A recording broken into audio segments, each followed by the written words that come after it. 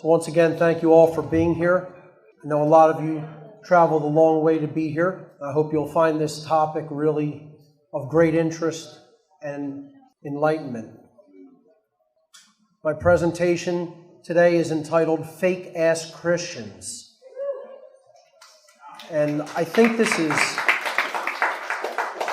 a really pertinent topic because I think there's a lot of false religionists who claim morality in today's world and don't really have a lick of it and aren't doing anything to really alleviate the causal factors of human suffering, and they're not doing anything to really turn the tide of tyranny that has been going on and increasingly growing worse in our world. I want to expose that here today. As I often say when I begin my presentations, there's nothing new under the sun. You won't really be seeing or hearing anything truly, quote, new here today. A lot of people complain about this. They'll hear my presentations and say, oh, he's not saying anything new. This is a spiritual information that's been out there for millennia. Yeah, exactly. The problem is getting it integrated into the human mind and behavior. As the old saying goes, there's nothing new under the sun. This old adage means that the truth is objective and eternal. It's always been here. It's always going to be here. Our job is to see it. And all I can do is present it with my personalized aesthetic applied and in my own presentation style. My catchphrase for my entire speaking career has been and continues to be, get as offended as you like. Just by a show of hands, how many people have never heard me really deliver a full presentation or heard me speak? Anybody totally new to my information? Okay, about 3 or 4 people. That's not too bad. So my presentation style, in case you haven't noticed from the little preamble that we did this morning, can be kind of caustic. I'm not here to be liked or be friends with people. I'm here to tell people harsh truths and harsh realities that we're undergoing in the world. So my style has been described as intense and even combative. And that's fine. I have no problem with that. Some people may become offended or upset by things that they'll hear me say during this lecture or seminar. And that's fine. I tell people, get as offended as you like because the truth isn't going away. It's what it is, regardless of how you feel about it. And truth is by its nature belligerent, especially to those who are under an illusion. Truth wages war with mind control and illusion. So for people to hear something that they're uncomfortable with, that means it's going to work. It's planting a seed. It's getting into the subconscious mind. You can't unhear something. I certainly don't present this information to be liked. As I said this morning, if I wanted to do that, I would tell people what they want to hear, and most people don't want to hear what I have to say. I don't present this to be popular. You're not going to make a lot of friends telling people what they don't want to hear. And I certainly don't do it to make money. I appreciate the donations that come in to help my efforts, but by no means will the meager amounts of money that do come in would allow any sort of an extravagant lifestyle. As I told people this morning, I live in a 1-bedroom apartment with another person. I do this because I recognize the moral imperative to do it. Because if this isn't done, then the world's going to degrade and decay into chaos and tyranny even faster than it already is. And that's why I encourage more people to take up the banner and actually put the truth out there in their own way by becoming a teacher of spiritual information once they have all their grammar in line. So I do this because in a world of deceit and deception that we're living in, it's a moral obligation to communicate this information with other people so you could help them to understand it. And maybe you could help them to stop inflicting self-inflicted suffering. Every person who wants to take away real value from this seminar should make a deliberate and conscious effort to do 2 things. The first is to set aside your perceptions of me as the presenter. I'm not the one who is important here. The information is what is important. Okay, so don't focus on my voice, the sound of my voice. If you think I have a Philadelphia or a South Philadelphia accent, okay, how I dress. I just got an email from somebody, okay, just as a quick side note. It says, I think your style of dress is horrible. You don't have any fashion sense. Like, yeah, that's where I'm going for it. So, and they don't want to listen to my information because I don't appeal to them fashion-wise. Yeah. All right. The information is what is important, folks, not me. I'm just a messenger. I'm just a carrier for the information. I am not the important one. The information is what is of critical importance. Be consciously aware of any impulses you may have to reject the information I present here today based on your initial emotional response to it. This is thinking with your emotions, and that's a logical fallacy. Thinking can't be done with the emotions. The emotions are there to help us feel the repercussions of our actions toward ourselves and others, not to come to the veracity of any given subject. You can't determine truthfulness based on how something makes you feel when you hear it. So do not fall victim to what I call emotional mind control by rejecting something and saying that isn't true just because you currently don't happen to like to hear it. So let me tell people a little bit about what this presentation is not going to be. Definitely not. This will not be a religious presentation that is an attempt to convert anyone to any particular kind of religious faith or belief.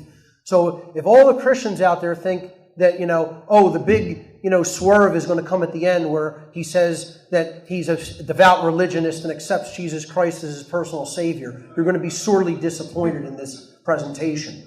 Okay? I'm not here to convert anybody or espouse my religious beliefs because I don't have any religious beliefs. I have spiritual understanding, which is entirely different from religious belief. This is not an attempt to demonize one modern Christian sect or denomination in favor of another. I'm not playing sides, taking sides. Some researcher recently said he's a Presbyterian. Where in the hell did anyone get the idea that I favor some denomination of Christianity?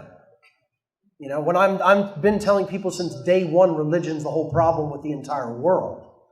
As what I'm going to explain to you here today is Christianity was originally an esoteric philosophy that predates even the supposed historical time that Christ lived in.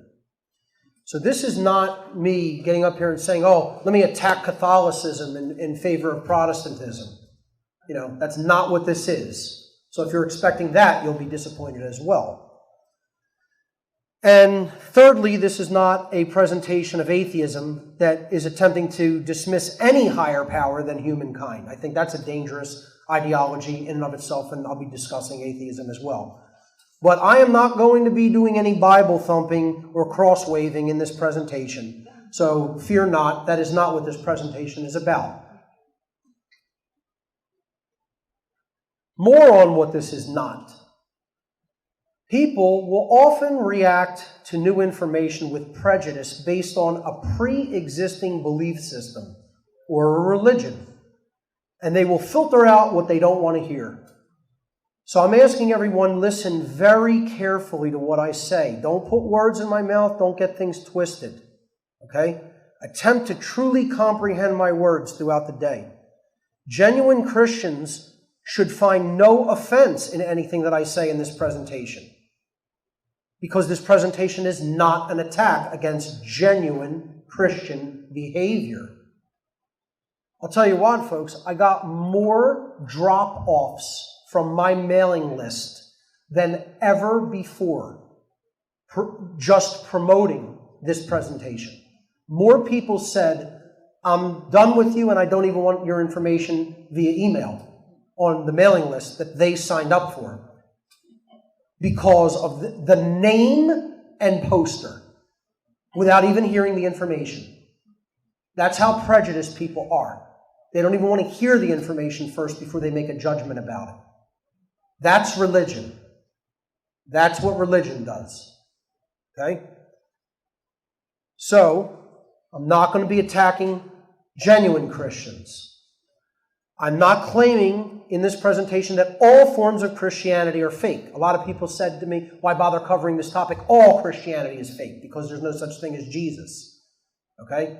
I'm not attempting to tell people that all of it is fake because the original esoteric form of this philosophy, which embodies the ideals of what many have referred to as Christ consciousness, has existed for thousands of years before the time when Jesus Christ was said to have lived.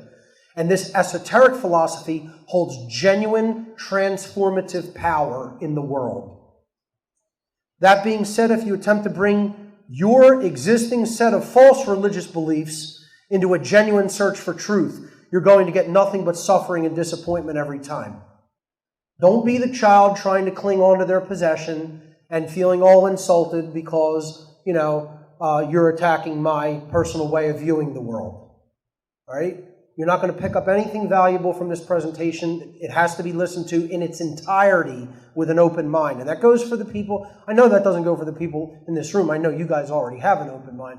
I know that this goes for largely the people who will be listening to this on the internet, on YouTube, or on my website, and don't really know my work and already come in with a preconceived religious ideology. What this presentation is, it is an expose on people who behave in a decidedly unchristian manner while calling themselves Christian. This presentation is an attack on fake Christians, as the name implies, and will expose the hallmark behaviors of those who are decidedly not in alignment with true Christian ideals.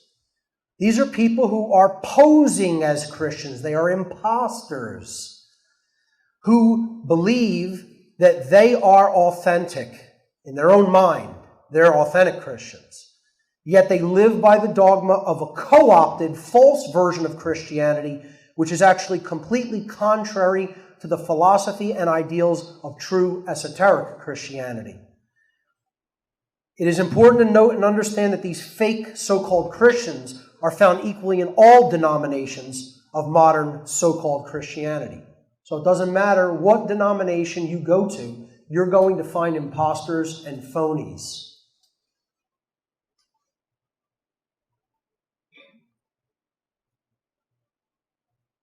These fake Christians will be the ones who will take offense to what is said in this presentation.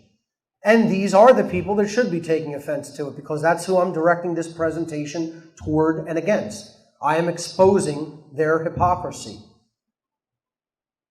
If you're not a true Christian in thought, emotion, and action, then yes, most likely you will be very offended by what I have to say here today.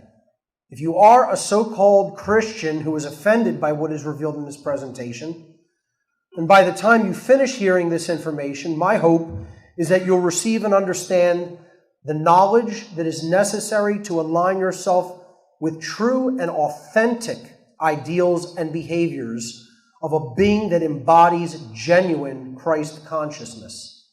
Hopefully, I can get some of the fake Christians out there to understand what a real Christian is and start to turn their value system around. Maybe. We'll see.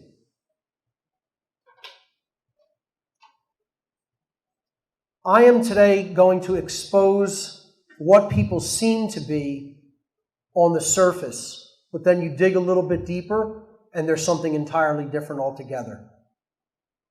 They are posing as that thing in name only. And this could go for anything. This could go for any belief system. This can go for any type of an individual that is claiming to be one thing, but really they're a snake in the grass. Really, they wear a mask, and they are someone entirely different than who they claim to be. This goes really hand in hand with the fundamental foundation of all of my work as a presenter and a spiritual teacher, because I consider one of the main philosophical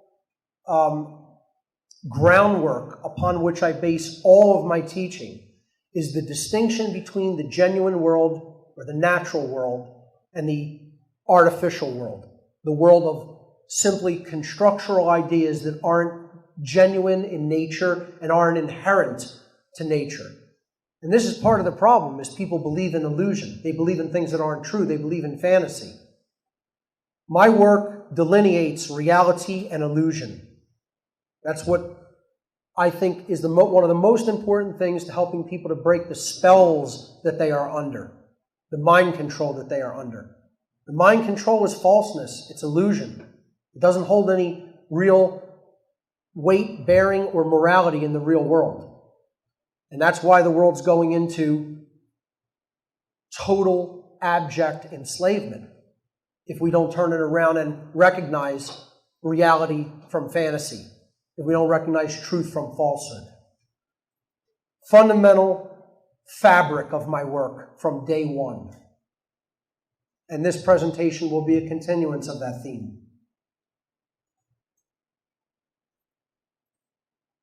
So a lot of people fall into the dialectic of religion versus atheism.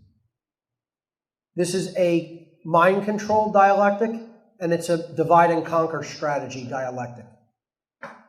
In two false extremes, you'll always be wrong. See, there is no truth in the two false extremes. I'm neither a religionist nor an atheist. And then when you say that to people, they melt down on you. They have no idea what to do with you at that point. Well, I can't put you in a box. I can't put a label on you. I subscribe to no worldly religion, and yet I am not an atheist. I believe that there is a higher power in the universe that governs the universe and governs behavior according to law. And that law is knowable. And the way that we can know that is a science, not a belief system. I've never been teaching or telling anybody a belief system. I don't want anybody to believe anything. I think belief is the death of freedom. I think everybody should know, not believe anything. Knowledge comes through science, through true science. Now, I'm not a scientism guy either, who props, state-funded science up as my religion. There's another thing. So now people really don't know what to do with you, because you're telling them, well, I'm not an atheist. I don't think that science as we see science today in the modern world is the only mechanism that leads to truth. And I don't subscribe to any religion on the face of the earth. Well, now you really can't be put in a box. And that's ultimately what all these systems and dialectics are for. They're designed to put consciousness in a box. To say, you may consider anything in this box, but anything outside of this box is off limits for your consumption or consideration. And what that is a system of control. So I don't subscribe to the religious idea that spirit is prime and the physical world is evil or should be rejected or abstained from. Nor do I believe the atheistic perspective that matter is prime. And we're just going to get to that God particle and understand everything there is to know about creation. Both of these are false paradigms and nonsensical paradigms as far as I'm concerned. So I'm neither one of these guys. You will be hit with neither one of this kind of insanity today. Okay? I'm not the religionist who's the Bible thumper and going to say Jesus is the only answer and be a Jesus freak up here. Okay? By any stretch of the imagination. Nor am I going to come up here and stick my chest out and say, I'm an atheist, come and debate me, and science has every answer that we could ever possibly have a question for.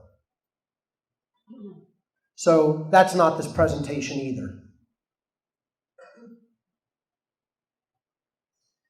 However, the biblical figure of Jesus will be talked about fairly extensively in this presentation today.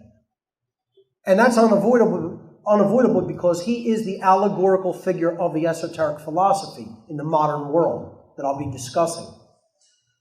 My point here is, regardless of whether you think Jesus was a physical man, teacher in Judea at the turn of the first century, okay, or you think he's just an allegorical myth, does not matter in the slightest bit to me. I could not care less whether or not you believe in the historicity of this figure. Honestly, to me, it's meaningless. The philosophy and the behavior is what is important, not whether you accept him as a physical presence in the world or not. The teachings found in the words of Jesus regarding how to behave toward others are what is truly important, not his historical authenticity. People get too tied up in this, and then it causes just infighting, and nobody's actually talking about the philosophy, which is what's important. They get hung up on the little details. And I consider this a little detail because ultimately it's the ideas that are transformative, not the man. Again, that's why I tell you, it doesn't matter whether you like me, care about me, want to know anything there is to know about me. I'm completely unconcerned whether you even know the name Mark Passio. All I want you to know is the information that I happen to understand because I believe that I know that it is capable of transforming the world for the better if everybody takes it into themselves and then acts upon it. And I think that's the same for this individual, or even if it's an allegorical figure. The teachings are what is important. That's what holds the transformative power. To understand the esoteric teachings is what we have to get out of studying this information. Not getting hung up on, what year was he born? What was his birthday? What color robes did he wear? What city did he actually teach in? None of these are the important things. The concepts about behavior and how we should align our behavior to true morality is what is of utmost critical importance, especially in the times we live in. The core essence of true Christianity is in living like Christ in the biblical New Testament stories. Living according to a true morality. It's not about following the dictates and the laws of the church. It's not about whether you eat meat on Fridays of Lent. Okay? It's not about whether you go to church every Sunday faithfully. It's about how you treat others. And Christians have often lost sight of this. Fake Christians have lost sight of this concept. I'd say a good chunk of them have lost sight of that. And they get all hung up in the dogma. They get hung up in the dogma, and they get hung up, as I'll talk about later, in the false morality, the arbitrary and personal likes and dislikes that they will then call morality instead of what real morality is. So it's all about the behavior, folks. It's not about intent. It's not about dogma. Okay? It's about what kind of behaviors can actually lead to a better world based in freedom. But religion exists. And the people who co-opted this in its early goings said, well, instead of living like Christ, what's that really going to do for us in the as far as the worldly matters of the world go, because these people are often psychopathic and want power and wealth. So they said, instead of really teaching people to live like Christ, let's start a religion. What better way to control people? What better way to gather the wealth of the world to our hands? Again, with how gullible most people are and how non-logically their mind works. Friends of mine joke around with me all the time. They're like, Mark, you could start a new religion. I'm like, I'd rather destroy it all. I'm not interested in starting a religion. I want to wipe it all out. They're like, you could start a cult and be a cult member and get followers and have make millions of dollars, have people practically worshiping you. I'm like, yeah, that would accomplish a whole lot, especially for my actual eternal soul too. That'd be great karma, Not interested in any of those things. As I said earlier today, I don't even want sycophantic followers. It creeps me out badly. I want equals. I want to be around equals, not people looking up to me and thinking I'm some great thing. Okay? The information is what is great. That's the great work, and that's what we need to communicate. I'm not the important one. So, this is what people who recognized the gullibility of man and who recognized how easy it would be to manipulate them decided, let's start a religion.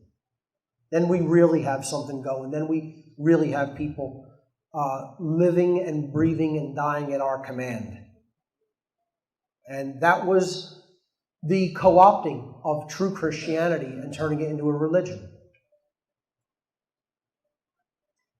And who did this were dark occultists, people who you should consider ancient psychologists with high-level knowledge of how the human mind works. That's why they knew people are always trying to externalize power and seek power outside of themselves to save them from their own wrongdoings, from their own misdeeds. And so no better thing to do than invent a new savior myth, a new savior religion. You have to believe in this. You have to worship this. You have to externalize your power to this. It's your savior. You're not going to be your savior through your behavior and teaching other people to change their behavior. That won't save the world. No, you just have to accept our belief and dogma, and then somehow magically the world will be changed for the better. No, what will happen is you will have more mindless followers who can become easily misled and persuaded into doing all kinds of evil, as we will see. And these dark occultists concealed the genuine teachings from the people. That is why the true form of Christianity that I'm going to explain here today is occultism. It is hidden knowledge that the dark occult controllers took away from the people, concealed it, twisted it, and co-opted it into something it was never intended to be, and hid the genuine philosophical teachings from people so that they could never actually integrate that knowledge into themselves, transform their behavior with it, and ultimately transform the world with it. They recognized the true, genuine power of the original esoteric school of thought that I'm referring to in this presentation as Christianity, which we will talk about. People have been sold a fake bill of goods, and because they don't have the discernment capabilities to distinguish between the fake and the genuine, they are the blind being led by the blind. And where will that take you? That's going to take you into chaos, suffering, and ultimately oblivion. That's where it will take you. That's where it is taking us. I ask people, what has organized religion really done to help the world? Is the world in some kind of a great place for all the thousands of years it has existed? We're descending into tyranny radically. More and more people are under mind control. More and more people are completely ignorant. What's religion done in all of its history to alleviate that ignorance and suffering? Squat is what it has amounted to. Nothing. All it's doing is giving people false hope and a false version of reality to believe in their ignorance. And all that's going to do is create more illusion that leads to more suffering. Well, what we need to be doing is discerning reality for ourselves and understanding the causal factors of what got us into this condition in the first place. Only by making that diagnosis of causal factors are we ever going to change the current human condition. Why did true Christianity have to be co-opted? Had to be co-opted. They could not allow this. The controllers of the world and the ruling class of the world could not allow this esoteric philosophy to breed. They had to rein it in. Authentic Christian teachings were subverted as they were handed down through the centuries. This presentation will examine the many ways modern Christians have strayed dramatically from the original esoteric Christian knowledge and practices. It's imperative that this topic be brought into the light for open discussion if humankind is to direct itself back upon a moral path.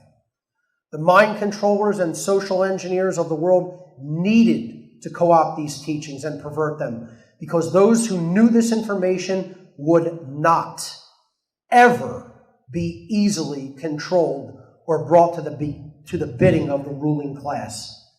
If you understand the esoteric variant of Christianity, you are not going to be controlled externally by a manipulator or a manipulator class of people. You are going to understand your individual sovereignty under the Creator, and that is going to lead to a being that is non-manipulatable and uncontrollable.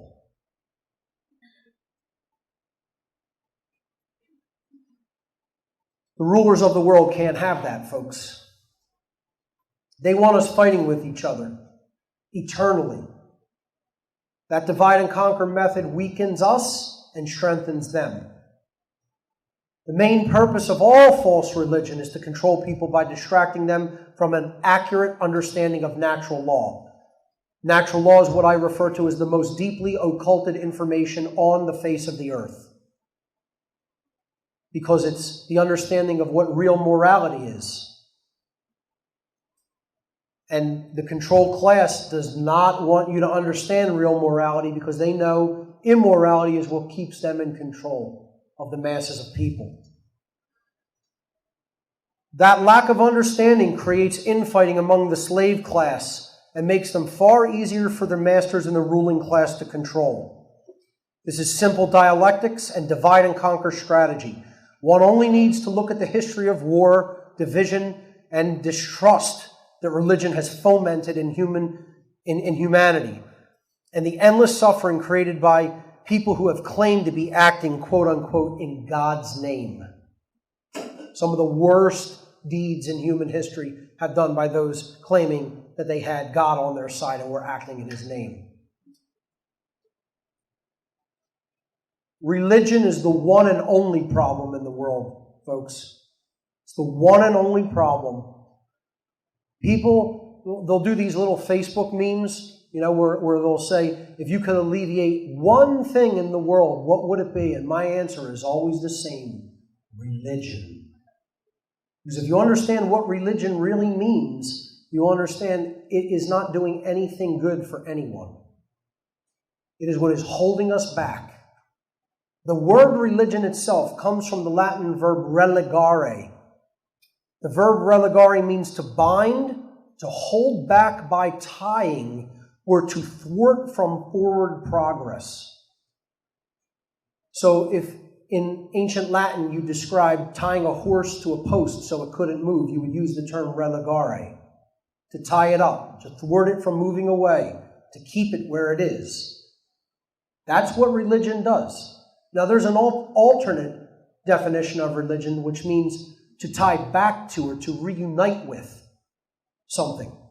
And I would suggest that's what true religion is, meaning there's only really one thing that is true religion, and that's truth. We need to reunite with truth. We need to reunite with true morality. That's how I would use the term in the positive sense. But in general, religion is the hidden hand behind all world domination and control. Not money and not even government is ultimately at the top of the food chain and what is really directing the dark occult agenda. People will often think, it's people in the government, it's the shadow government, it's the deep state. And then other people go, no, it's the bankers, it's the international bankers, the World Bank, etc. No, folks, it's religion. Religion is at the highest end, the highest, at the peak of the pyramid of control. Because what ultimately controls the world is a priest class, a sick, demonic sorcerer class. And believe me, they have a religion. And they're giving it indirectly to people. Make no mistake about it, religion is the force that runs this world. It's the entire problem with this world, specifically the false religions of authority, government, and money. Not just the cultural religions. do we define as religion? Do I define as religion? You ask people, what's government? And 99% of people or more will not tell you government is a religion. But it in fact is a religion because it's something that thwarts our forward progress in consciousness. Money is a religion because it also holds back our progress in spiritual understanding and consciousness.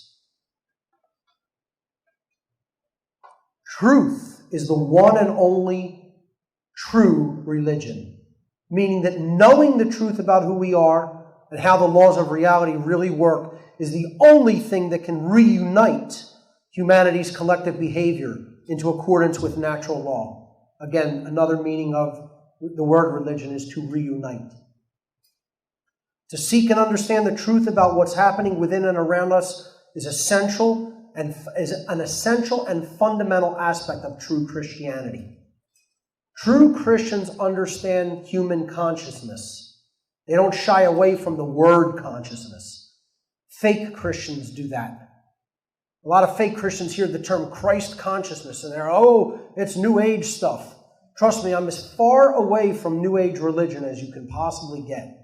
I've done whole seminars called New Age bullshit. So I'm not up here trying to propose the New Age religion to people. I'm trying to talk about what real spirituality and consciousness is all about. The true science of natural law lies at the heart of true Christianity. I mean, that is the essence of this presentation. The allegorical figure or historical man of Jesus Christ was trying to teach people natural law. So what he was doing, whether you consider it in the physical world, in the area called Judea, or whether you consider it just a biblical allegory in the New Testament, that is what the figure of Jesus was doing. Natural law is the true nature and teaching of esoteric Christianity, as it is the true nature and teaching of all religions, world religions, cultural religions. The deep core essence of the genuine article was always about natural law. And then it got distorted and twisted because the controllers know, if the people know natural law, game over for us. You know, they know this definitively. They know they have to try to dissuade us from looking into this. Natural law is a set of universal, inherent, objective, non-man-made, eternal and immutable conditions which govern the consequences of behaviors of beings with the capacity for understanding the difference between harmful and non-harmful behavior. Now that's a mouthful. I'll say it one more time. Natural law is a set of universal. Everywhere in the universe, you cannot go anywhere in the universe to escape natural law. No matter where you go, it exists. Inherent, meaning it's built into creation. You cannot separate it from creation itself. Objective. That means it has nothing to do with your subjective opinion. Doesn't matter whether you like it, dislike it, understand it, don't understand it, doesn't matter. It's like any other physical law. It exists objectively. It's non-man-made. Human beings did not put this law into effect. The higher power in creation did. It's eternal. Doesn't matter what time period you're living in. It has always been, it is now, and it will always be. And it's immutable. And this means it's completely unchangeable. Nothing that you do can ever change it. It will exist regardless of what you do, regardless of whether you try to break it, regardless of whether you just flaunt your behavior in the face of it, regardless of whether you refuse to accept or understand it, it will exist and continue to exist. And you cannot change it. You cannot do anything to break this law ultimately. It governs the consequences of behavior. This is what this law does. It isn't the behavior itself. It brings us the consequences of the behaviors that we choose. And it applies to beings who have the capacity to understand the difference between right behavior and wrong behavior. Natural law is not a law. The moral laws of creation apply to higher level intelligence in creation. It doesn't apply to amoebas or shellfish or even beasts of the field like lions and gazelles, etc. That's what people will call the natural world. They're natural creatures in the world, but that is not natural law. We're not talking about Darwinism. We're not talking about just the physical beings in the world. We're talking about moral law. Moral law is what natural law is. And moral law does not apply to beings that don't have the developmental capacity in consciousness, brain chemistry, their entire neurological network makeup does not grant them the capacity like our brain systems do to comprehend what morality is and what the difference between right and wrong are. That's why natural law applies to us and not animals, because we are not just animals. We are human animals. We are human beings, and we have animal component to us, a mammalian component. However, we are much more than the animal side because of the complexity of the human brain and thought processes and the level of free will and spirit that the human being is gifted with. So we have the ability to discern, whereas a dog does not. That's why we are gifted with a higher level of free will than the animal kingdom. So natural law applies to us. It does not apply to the general animal kingdom that is non-human. This philosophy predates Christianity by thousands of years and can be traced back to ancient solar hero myths, which represented alignment with natural law. Knowledge, the sun. We'll get to that symbolism later. The Christ figure of the New Testament scripture is an extension and or representation of this sun hero tradition, who embodies the fullness of natural law itself. That's what this allegorical figure is ultimately all about. He is the embodiment of living a life in accordance with natural law. That's a good role model to have. Natural law, just to be very clear about this, I want to actually just show it on a slide for people who may be new to it or watching on YouTube. So there's no misconstruing it. Natural law is also known as moral law, cosmic law, universal law, consequentialism or consequential law, meaning it gives us the consequences of our behavior. Karmic law, or just karma, plain and simple, or God's law. And I know a lot of people have a problem with the word God. Couldn't give a shit. Couldn't care less whether you have a problem with the word God. Get over yourself. Okay? That's all I have to say about that. So for the atheists / statheists out there, I'm not interested in whether you have a problem with my usage of the word God. I see God as the universal underlying creative intelligence and creative force in the universe that put all the laws into the universe in effect, both physical and spiritual. And I'm going to use that term because that's what, to me, God is. So this is God's law that we're talking about, not man's law. Natural law is, and let me just really emphasize this with the power of my voice, natural law is definitely not and has nothing to do with Darwinism. Okay? Please understand this. I am not up here preaching Darwin's ridiculous theories of one species becoming another. All right? I'm talking about morality and moral law. Okay? Darwin's theories regarding the supposed, quote, natural order. This is why the word natural is so bastardized in the modern world. You say the word natural and people, oh, boom, immediately have to equate it to Darwinism. As if he has what? A monopoly on the word natural. The natural order, because that's what they think I'm saying. They think the natural law means the natural order of Darwin, and it does not. First of all, there's nothing natural in that, and there's nothing orderly in it. It's actually artificially imposed chaos.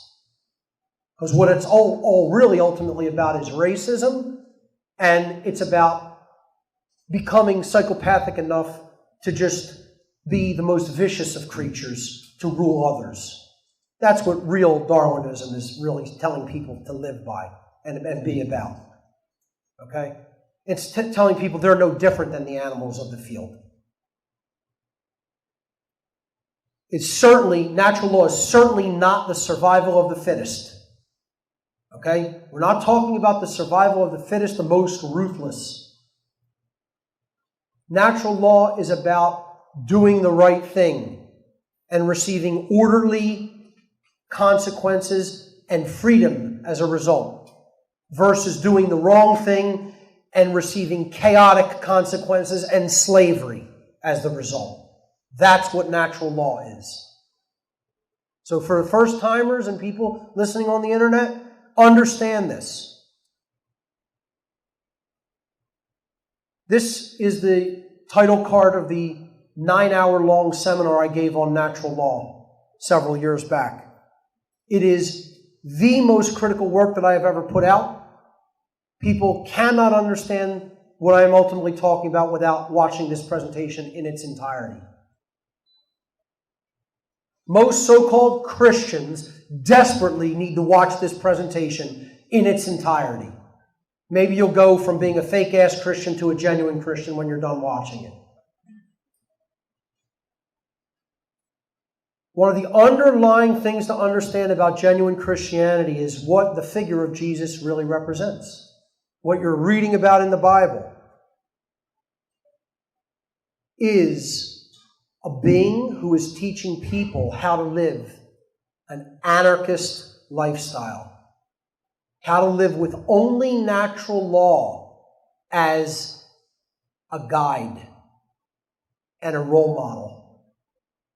Jesus was an anarchist. Absolutely was an anarchist.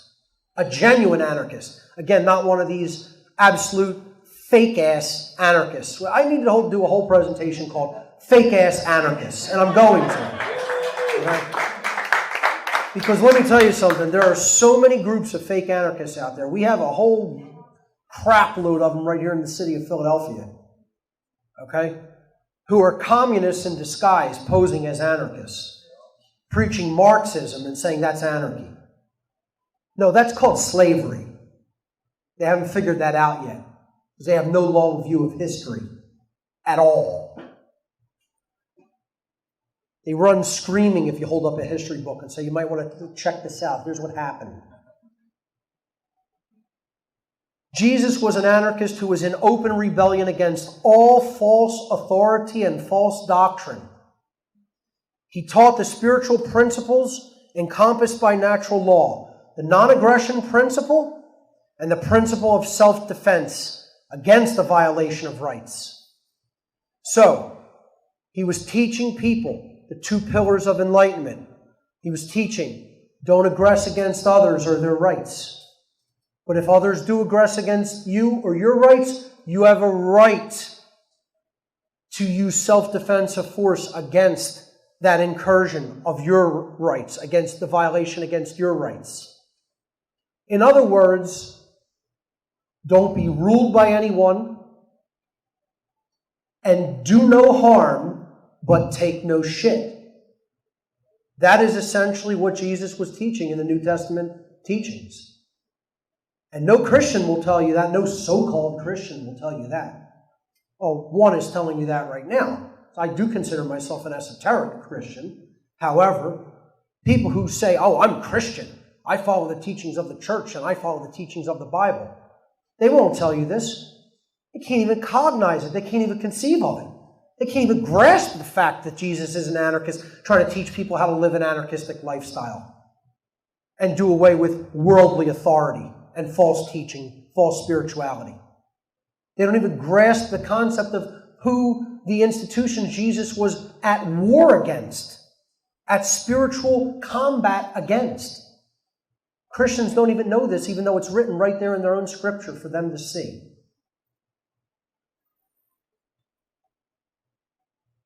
Jesus taught that every human being is born a sovereign being with self-ownership, freedom, and free will. And these virtues are not bestowed upon them by man, but instead are their birthright given by the God of creation. And they're not negotiable. Our rights, our birthright of our rights, our freedom, and our sovereignty are not negotiable because they are the birthright of the Creator of the universe, that the Creator of the universe endowed to us as a result of us simply existing in the universe. They are our birthrights. To be like Christ begins with the possession and exercise of conscience, of true conscience. What this means is possessing the objective knowledge of which behaviors are rights because they don't cause harm to others, which behaviors are wrongs because they do cause harm to others. And then after such knowledge has been integrated into one's being, willfully and in every moment of one's life, making the free will decisions to choose right action over wrong action, using that knowledge, conscience, as a guide. This is the basic moral teachings of Jesus as outlined in the New Testament. And Christians can't even really express that in words. So-called Christians.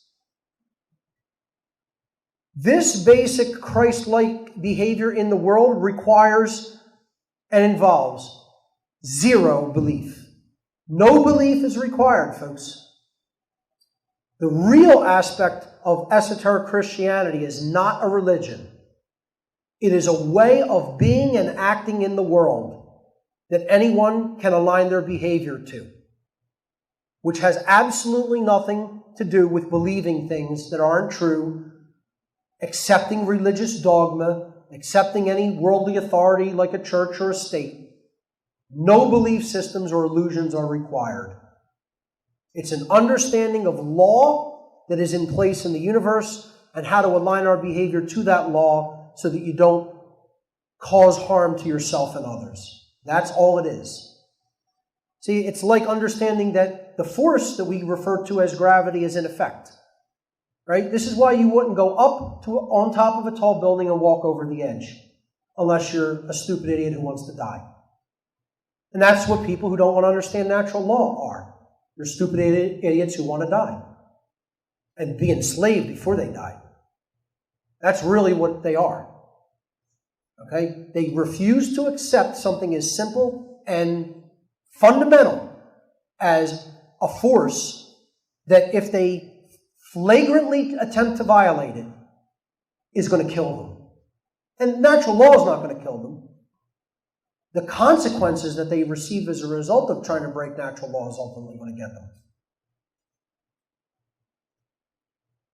They don't understand the causal factors that create order or chaos, because that is what natural law is. And I'm telling you, I have this discussion with people in the so-called truth movement. I go to meetups, I try to talk to them about it, and they're a lot of them, not all of them, but a lot they don't want to hear about it. They think this is religion.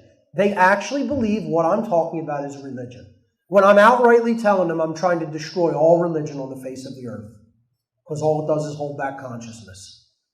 And they will say, oh, that's a belief system. Oh, that comes out of religion. You know, they'll be like, no, there's no such thing. I believe in the physical laws and that's all there is. Because they're atheists who believe in the primacy of matter. And I'm going to get to a whole section on atheism in this presentation, why it's so dangerous, the kind of beliefs it will lead to, and why atheists were shunned from, were turned out from being taught this information in the ancient world. Mystery schools wouldn't even teach them.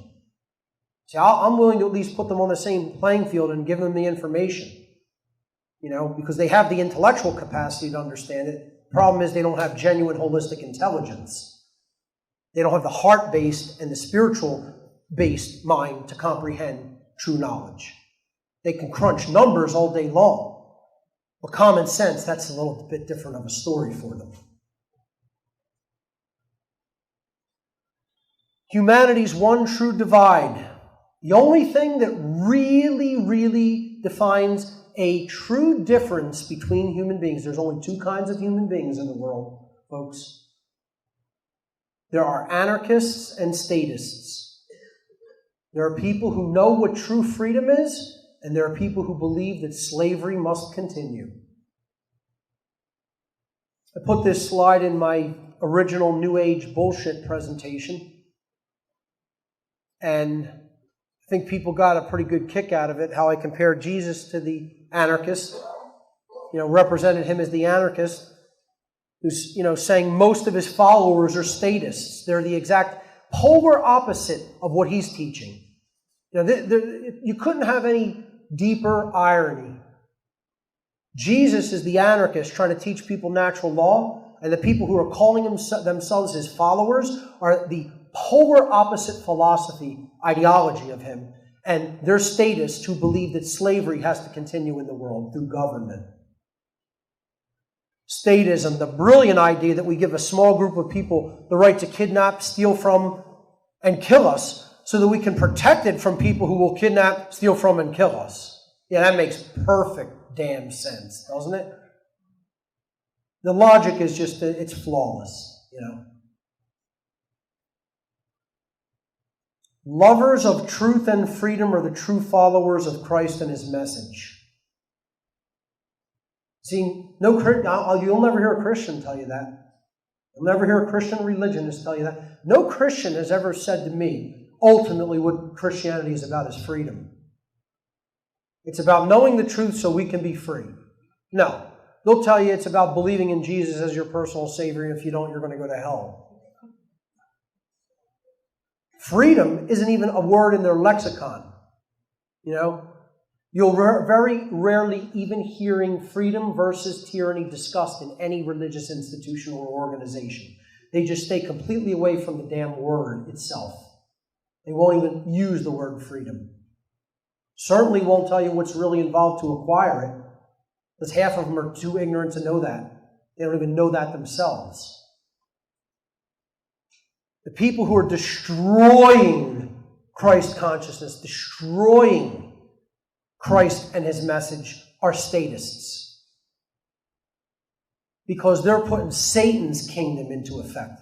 They're putting the kingdom of the adversary into effect, the dark New World Order.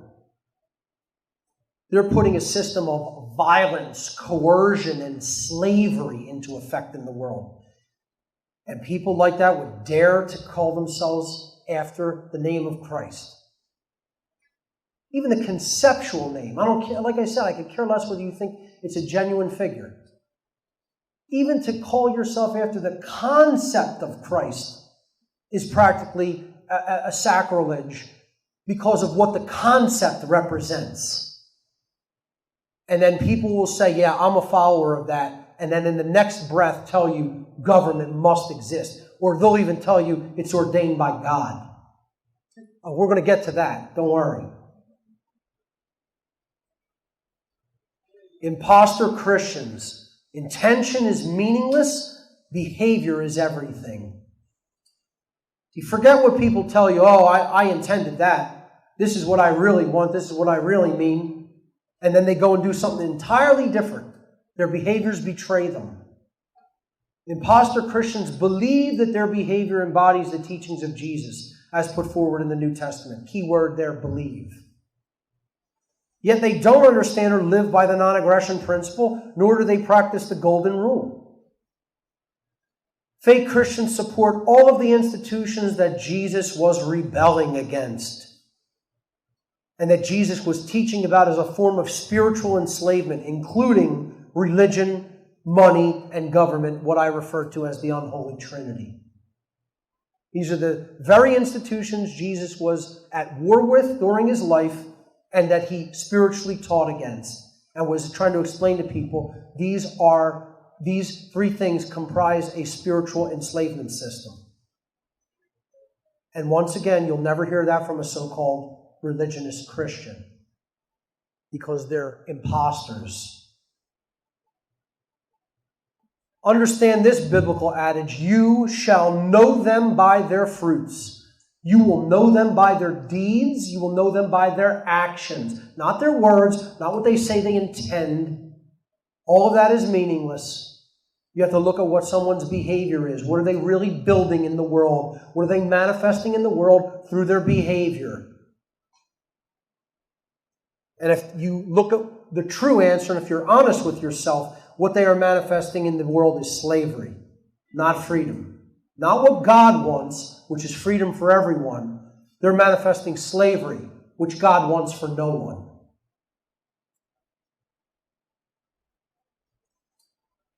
Authentic Christian knowledge and behavior. This meme says if you're really a Christian, it will show itself in the way you live. I couldn't agree more. We will know them by their fruits, by their deeds. An authentic Christian exercises conscience and lives by the non-aggression principle and the self-defense principle, and does not condone or support any institutions which perpetuate any form of slavery. True Christians reject all forms of human and worldly, quote, authority, because they know definitively that no worldly powers can ever be higher than the God of creation. There is no higher power than the creator of the universe and the laws of the universe. And man is not it. Man is not that power, ladies and gentlemen. Anybody who claims man is up on that level of power is worse than delusional. They have had a complete psychotic break with reality. True Christians seek knowledge of true spiritual awakening. And we'll talk about what that means. Even if such knowledge has been occulted from them. So they're going to go into the nooks and crannies, into the hidden areas, into the locked doors, the locked and sealed passageways. They're going to go wherever they have to go to get the knowledge that is required to truly awaken. They don't shun or fear the occult.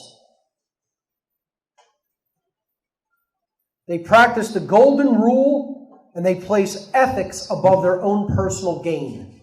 And that's more than I can say for most modern Christians, because they are largely completely focused on their own gain. Most of them just only care that they're saved, quote unquote. Most of them care about money. It's that money is more their God than Jesus or the God of creation is their God. You know, and their personal gain is paramount. And that's not Christianity, folks. That's called Satanism. I know. I was a priest in that religion, and I know what its tenets are. And that putting that level of personal gain above people is called Satanism, not Christianity. I already came out with a primer for true Christianity, and nobody really knew. I snuck that in. It was called Streetwise Spirituality. And what I really did in that presentation is give all the hallmarks of true esoteric Christian knowledge. Spiritual knowledge. What does it mean to truly be awake? What does being awake really mean spiritually? And in this presentation, I outlined 20 factors. I gave this back in 2014, and I outlined 20 factors of true spiritual awakening. And these are actually worth reiterating briefly, because I consider this presentation is an addendum or an adjunct to my natural law seminar. And I think it goes hand in hand with it. It's very critical to understand, because a lot of people throw this word awake or conscious out, and they haven't the slightest idea what it really means. And they're peddling fake spirituality and telling people, oh, if you're like this, you're awake. These factors are genuine spiritual awakening. 1, my first and foremost factor for awakening. Now just think about this for a minute. Okay, out of all the things I could possibly tell people, this is what it means to be awake. This is what I consider number one and most important. Knowledge of the occult. And understanding that there are both light aspects to occultism and dark aspects to occultism. That it is a dual-edged sword, and the knowledge is just a tool. It could be used to uplift consciousness, or it could be used to control and enslave. And, like the gentleman who asked the question earlier in the earlier session today, okay, these people are ancient psychologists. Well, what do we need to do to break through and understand the psychology they're using against us? We have to become psychologists. The same thing applies. If we are dealing with dark occultists who are using knowledge of the human psyche to control and enslave, we have to become occultists and use it for the light/right reasons, which is to uplift consciousness, help people to understand how they're being played and manipulated. That's all the knowledge of the occult. And then primary knowledge in the occult, in the world of occultism, is the knowledge of natural law. If you don't know occultism, you can't know natural law. Because natural law is a body of information that is encompassed by occultism. You have to delve into the world of the occult to understand natural law. If you do understand natural law, you have already penetrated the world of the occult. People don't understand this, and they still think the word occult simply means evil. Knowing the truth is singular and objective, because this is what natural law is. It's not open to our interpretation. We have to align our perceptions to it, not the other way around. We don't try to take truth and align it to our perceptions and fit it into our boxes. That's what religion does. You can't do that and claim to be awake. Knowing the true self and understanding its connection to all. We're going to talk about Christianity as being an embodiment of the law of one. The understanding that we are all part of one consciousness.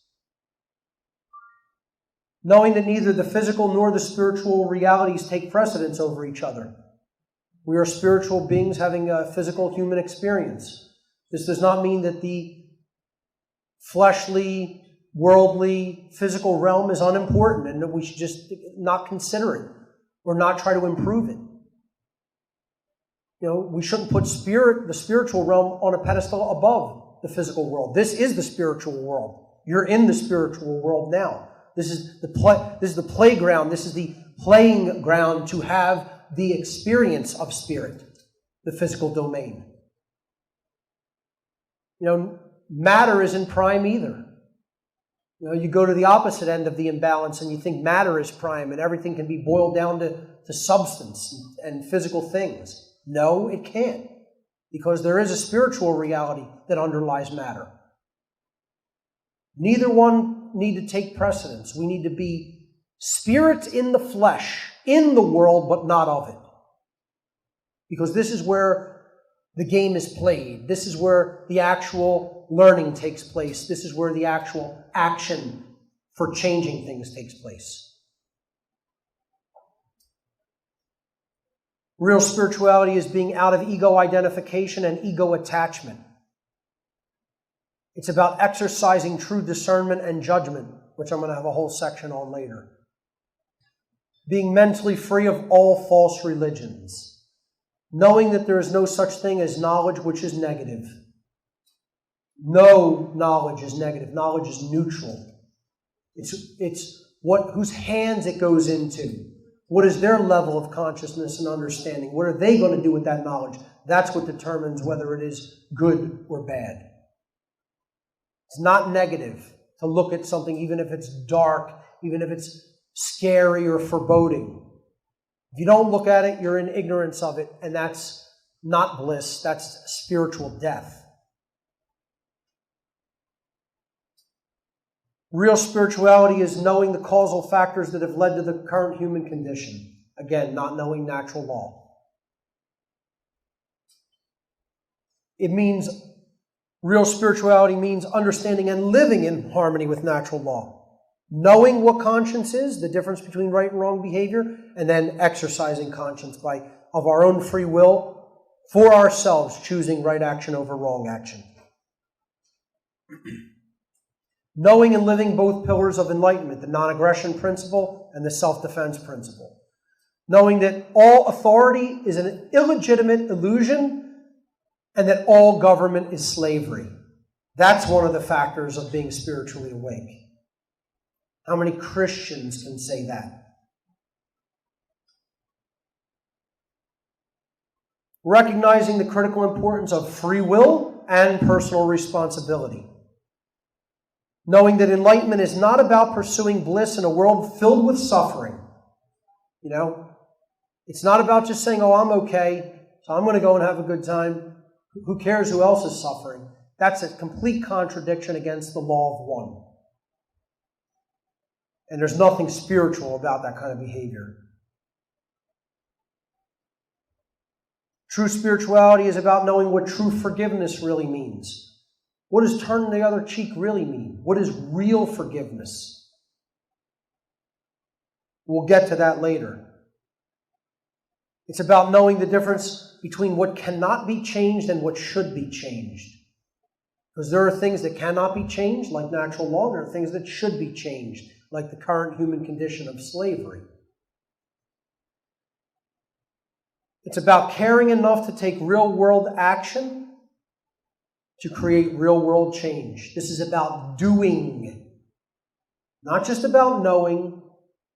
Doing has to follow the knowing. That's why I say what I'm trying to do is activate people. The knowledge comes first. Then you have to actually use it. You have to employ it. You have to put it out there in a practical application. That's what wisdom is. Wisdom is what you do with what you know. It's not the knowledge itself.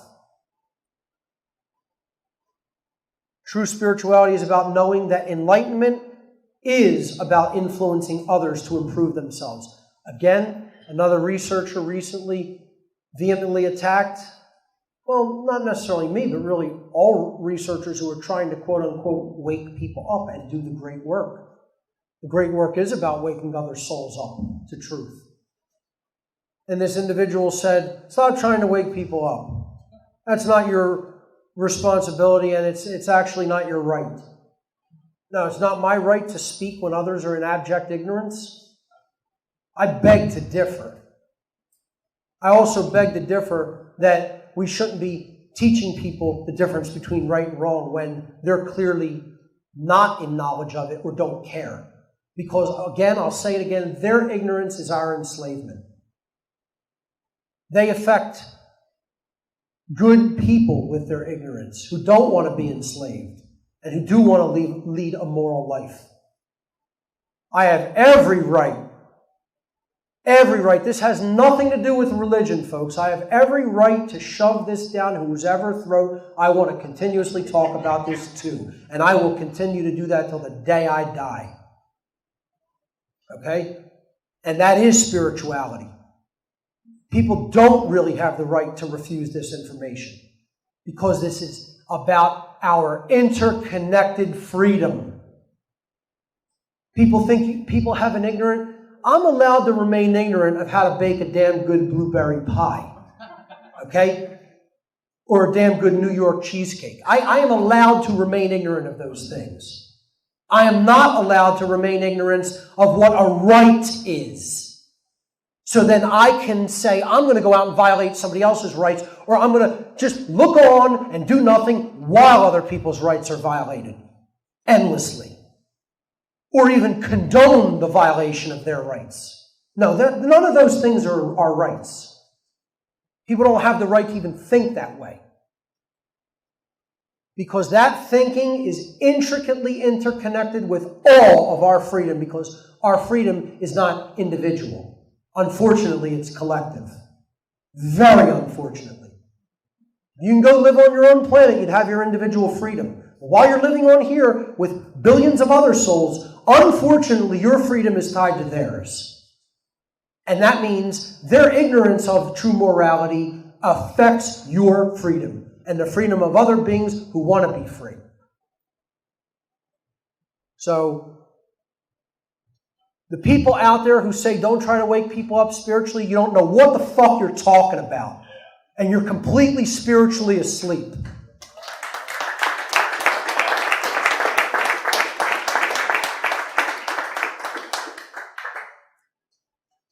And finally, true spirituality means knowing that enlightenment does not equate to perfection. Ladies and gentlemen, I am enlightened. but I am not perfect and never will be. And anybody expecting perfection in the physical world will be sorely disappointed. I'm the farthest thing from perfect and will be the first to tell you. But I am enlightened, because enlightenment is about knowledge.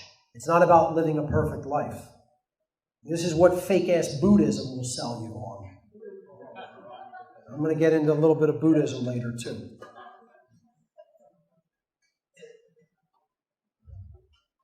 Understanding this divide in fake Christianity versus genuine really equates to understanding the difference between the exoteric and the esoteric. Let's define the words first.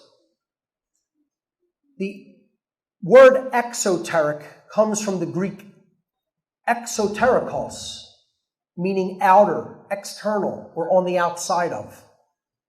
This is a body of knowledge that is intended for or likely to be understood by the general public.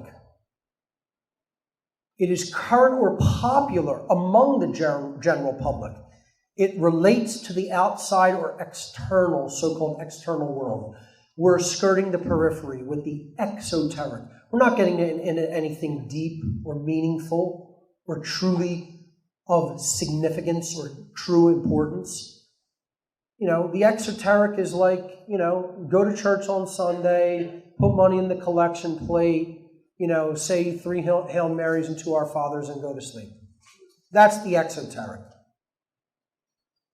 The word esoteric means intended information that is intended for or likely to be understood by only a small number of people with specialized knowledge or interest. What is that specialized knowledge or interest? The occult. That's why esoteric and occult are often used interchangeably. It comes from the Greek esoterikos, which means inside or belonging to an inner circle. There is an esoteric or outer aspect of Christianity based on dogma, ritual, and astrotheological symbolism, which is specifically designed to hold people back from an accurate reception and understanding of the esoteric or inner knowledge aspects, which are the true spiritual knowledge of Christ consciousness and natural law. The dark occult priest class established all earthly religions to lure people away from an authentic spiritual way of life. Only through the rediscovery of this esoteric occult information will humanity be able to find its way back to the path of truth and enlightenment. You can never arrive at that truth and enlightenment through the exoteric pathway of world religions. You have to go far deeper into the inner core circle of the esoteric religions or traditions or philosophies, and then you're going to get closer to that heart of truth, that bullseye of truth, which is about pure consciousness and a total accurate understanding of morality and natural law. This is a section I call Fake-Ass Everybody. Fake Christians are not a singularity. Imposters are abundant in all religions and all mystical traditions. There are countless Christians, Muslims, Jews, Buddhists, Freemasons, Rosicrucians, Kabbalists, anarchists, etc., that embody their respective tradition in name only, and only learn the exoteric dogma and practice and the exoteric rituals of that religion, which have little to nothing to do with the original intent or the esoteric ideals upon which that tradition was founded. There are Jews in name only that don't embody real Judaism. There are Muslims in name only that don't know what real Islam is about, and they're following a radicalized or bastardized variant of the Islamic belief system. There are Freemasons who join their lodges for networking and social benefits, but don't have the first clue regarding the esoteric philosophy or symbolism of true Freemasonry. I had a conversation with a Freemason several years ago, 32nd degree Freemason, told me I gave him more information about what Freemasonry is truly about in a 3-hour discussion with him than in the 10-plus years that he did work in his Freemasonic Lodge system. And all the Masons he ever talked to. Because they were Masons in name only. They weren't Freemasons. They were dark Masons, or they were just ignoramus Masons. They just want to socialize, be part of a man's club, think they're in the know, think they arrived and hit the big time. They don't want to study what Freemasonry really is. They could care less about the allegorical tradition that encompasses morality and natural law, which is what Freemasonry really teaches. Genuine Freemasonry. Not the bullshit lodge variant that's so prevalent out there today. There are imposters in every exoteric belief system. Dark occultists infused these counterfeit belief systems into every major spiritual tradition to control people's thinking to such an extent that they never come to realize the truth of their sovereignty as individuals and their collective power to co-create reality in harmony with natural law. The original esoteric foundation of all of these traditions was an allegorical and symbolic teaching of natural law, as I did a whole seminar on called Demystifying the Occult, which you may now refer to as Demystifying the Occult Part 1. It was the first part of a 2-part series.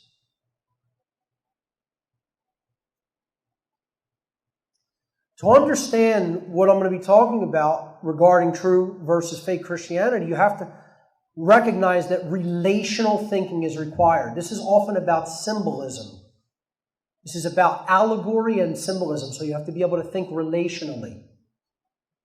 So, I once put a symbol before a family member, the all-seeing eye, and I said, this was a symbol that was used throughout much of the ancient world to represent knowledge and enlightenment.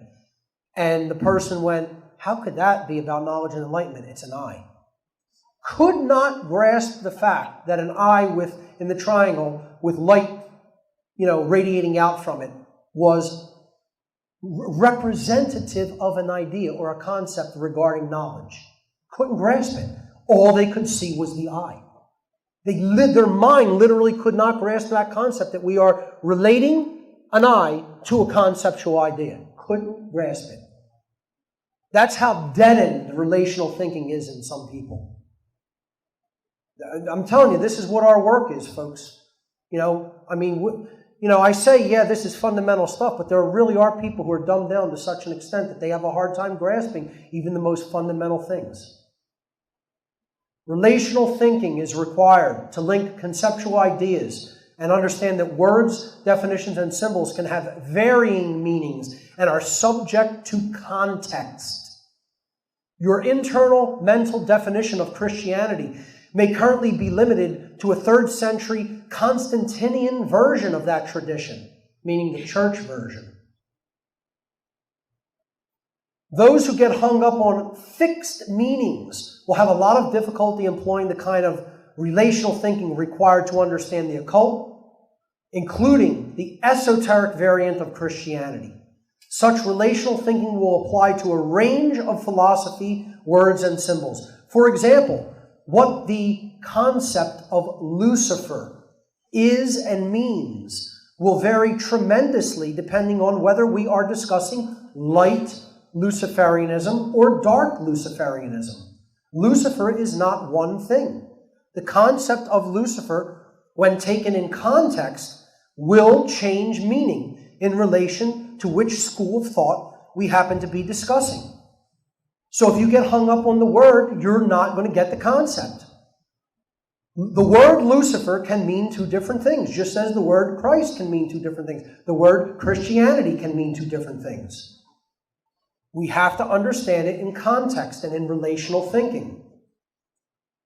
Just to complete that example, Lucifer in the dark variant of Luciferianism is the one who challenges the creation, challenges the God of creation, and says, I'm going to be like the God of creation by having knowledge and wielding it as a weapon and becoming like God. I will become omnipotent and all-powerful, and I will wield knowledge as the light, which is what Lucifer means, lux ferre, to carry the light, to bring the light.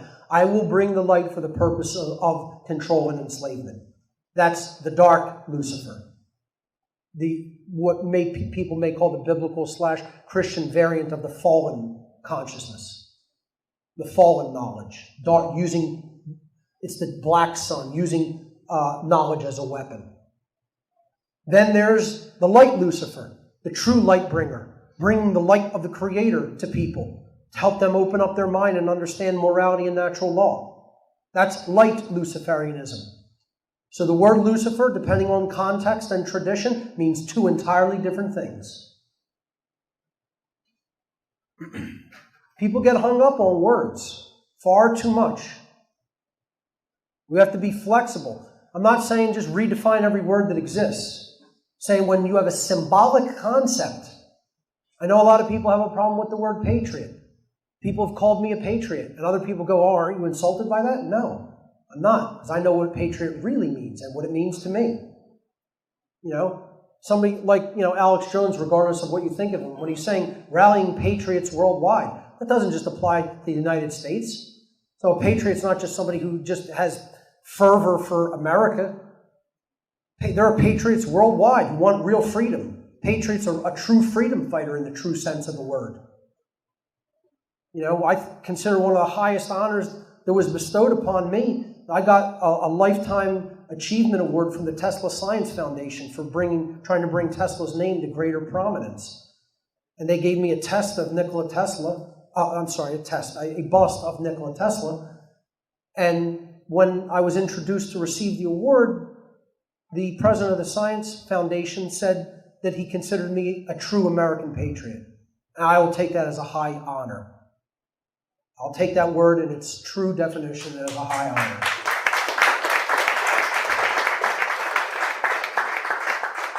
So please don't get hung up on the words here, folks. Understand the concepts. This is why I say knowledge, words, and symbols are not good or evil. They are tools for coming to an understanding of conceptual ideas. This is what we do. It's what we do with that knowledge through our actions that convert it into good or evil in the world. An authentic Christian realizes that all knowledge is neutral, not positive, not negative. And even occult knowledge can be used for good. It had been hidden. Now we're going to take it out of hiding. We're going to de-occult it. We're going to teach it to people to level the playing field. Now what was hidden from you, you can understand, and understand how they were manipulating as a result of understanding that knowledge. That's using occult knowledge for the right reasons. An authentic Christian uses relational thinking to study and understand the occult so that they may know natural law and align their behavior to true morality. We've got to put all the pieces of that great big puzzle in place, folks, to understand the big picture. The real Christ and the real Antichrist.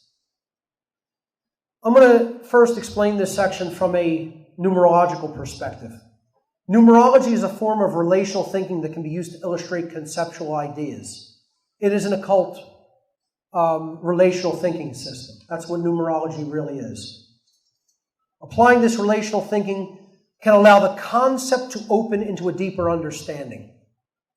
Symbolism, allegory, and metaphor can also serve this purpose. A good example of this numerological relational thinking can be found in the New Testament book of Revelation, in the form of the verse, "Let he who has understanding calculate the number of the beast, for it is the number of man."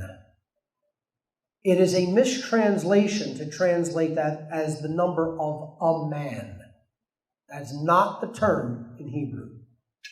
It is the number of man, meaning mankind, humankind, humanity. So what is the number of humanity? What do they mean by that? Let's explore what this actually means in context. In esoteric numerology, 3 numbers are often studied in relation to each other because of the concepts they have been selected to represent. Understanding this relationship can help to open up a conceptual understanding of such a biblical verse, and therefore to understand what is meant by the quote-unquote Antichrist. So to understand the number 666 in the book of Revelation, you have to understand it in relationship to two other numerological, traditional, conceptual numbers. You have to understand it in relationship to 777, 777, and in relationship to 888. In ancient numerological systems, the number 666 was chosen to represent humanity in a state of low consciousness. This represents the beast, or an antichrist mentality, the opposite of Christ consciousness.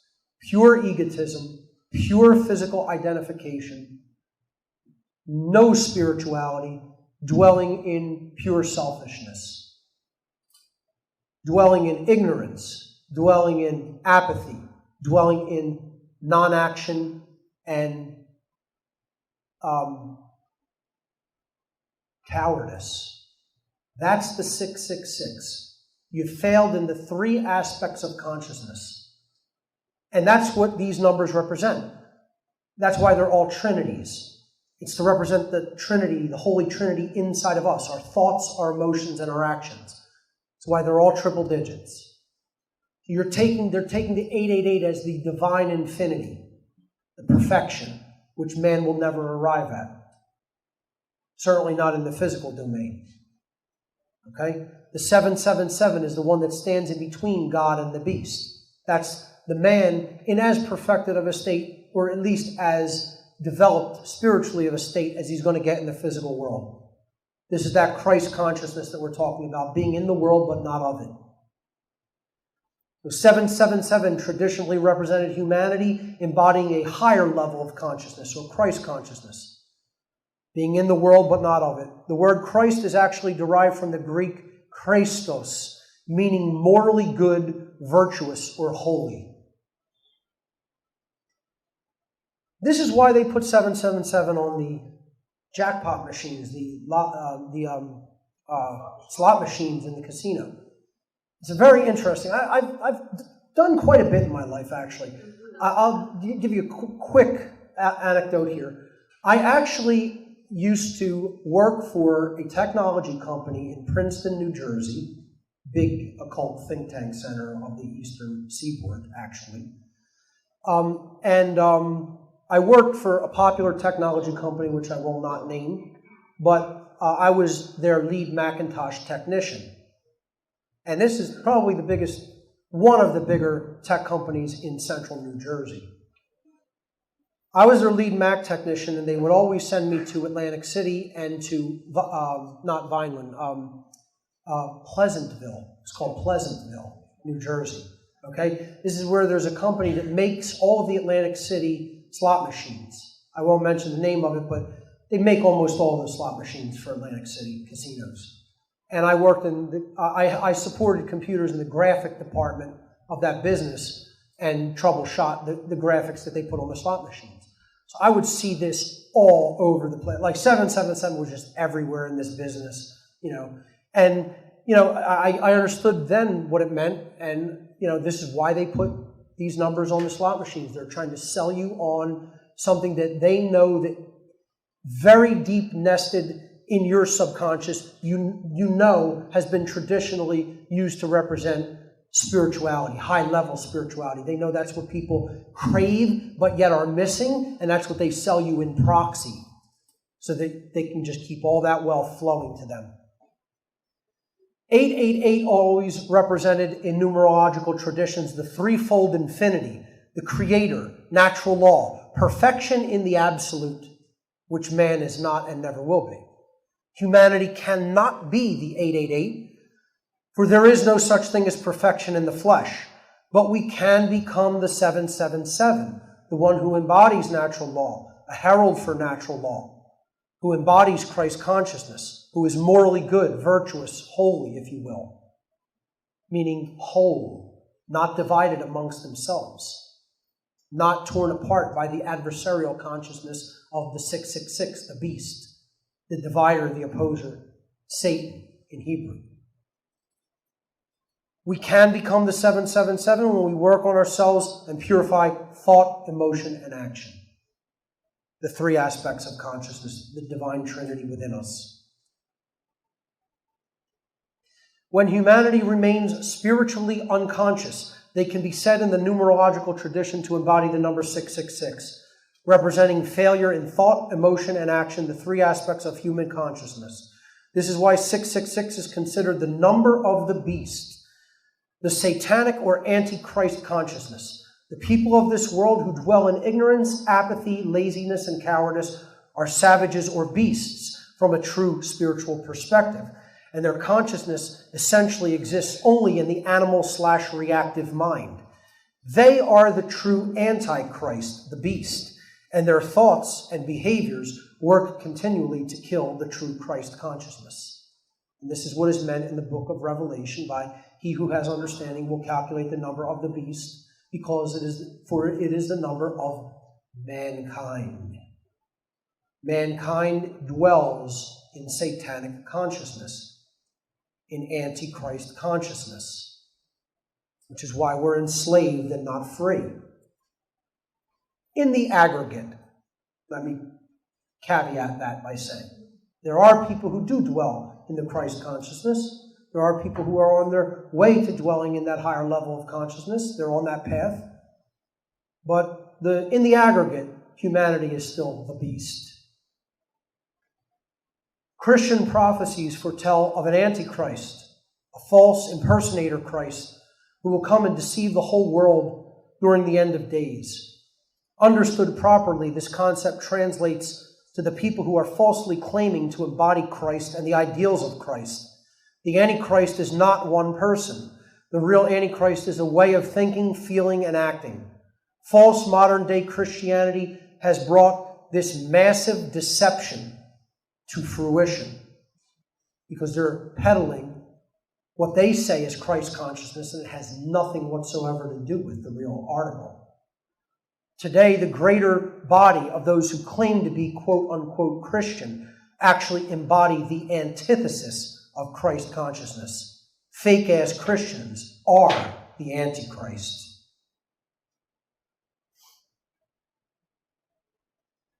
So let's look at who made this false religion, the false variant of Christianity. Again, it is what I refer to as the cult of the black sun.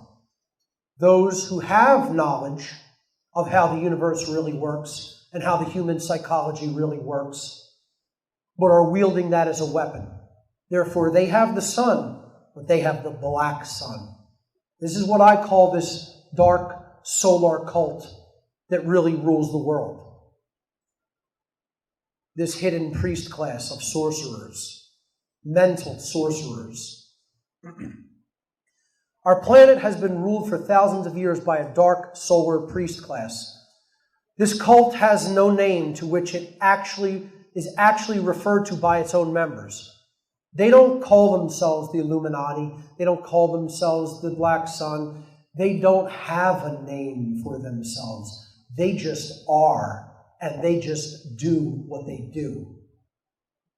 When I was involved in Satanism, folks, they didn't go, we're the cult of the Black Brotherhood of the Ram. Nothing of the sort. They never named themselves. It's the cult without a name.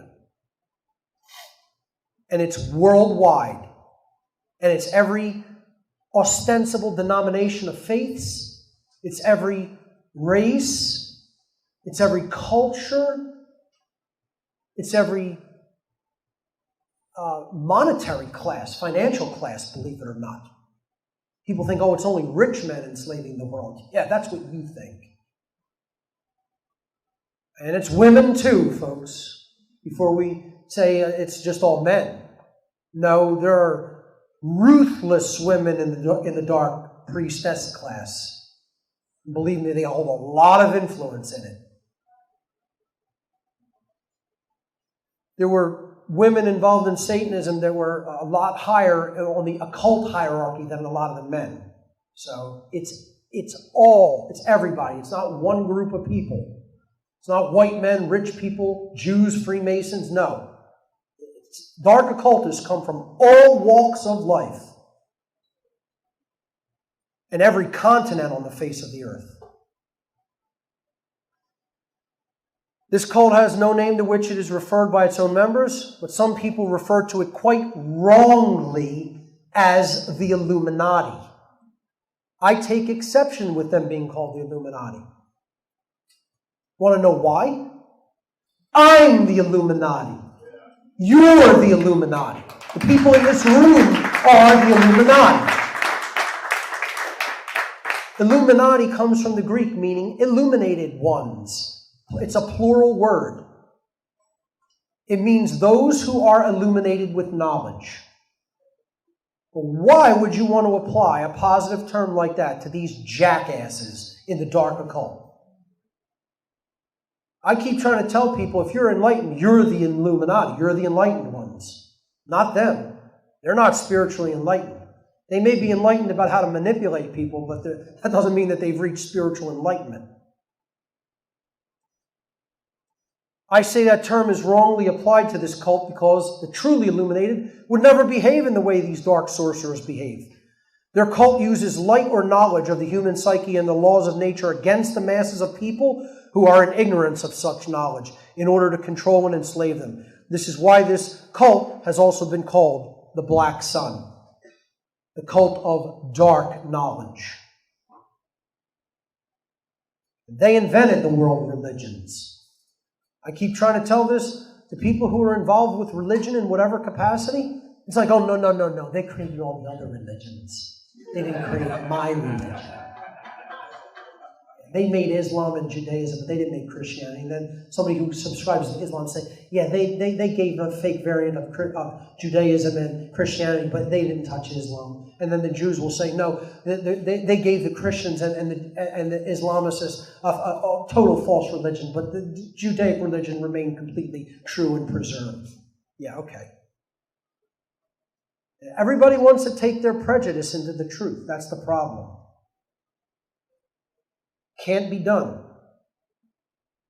Not if you're really being honest with yourself and you really want to go far down the path of truth and enlightenment. You could do that and lie to yourself and say, oh, I'm making progress, but I'm taking my religion with me. Good luck with that. The Flavians and early Christianity. The Flavians were a ruling bloodline sect of the dark solar cult who ruled the Roman Empire during much of its existence. The Flavians developed a problem controlling the population of the Roman Empire because some segments of the people they ruled were beginning to gain knowledge of the illegitimacy of being ruled and wanted to be free. This is what overt controlling dynasties usually degenerate into. When you have overt control, the people know that they're oppressed and ruled. The Romans beat people into submission with their centurions. You didn't submit to their ruling authority. They just ran you through with a sword and crucified you. Everyone knew they were just a gang of thugs that said, we're God, we rule, you're going to do what we say or die, which is what the mafia of their time. They were the mafia of their time, just like government is the mafia of our modern time. But when you have an overt rulership like that, everybody sees it. And they're like, oh yeah, piss off the Romans and they're going to run you through with a sword. So eventually they say, we don't want to live like this. We want to be free. And they openly revolt physically.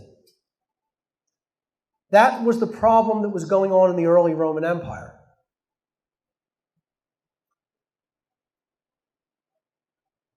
Because of certain philosophical knowledge that was spreading among the peasant or slave population.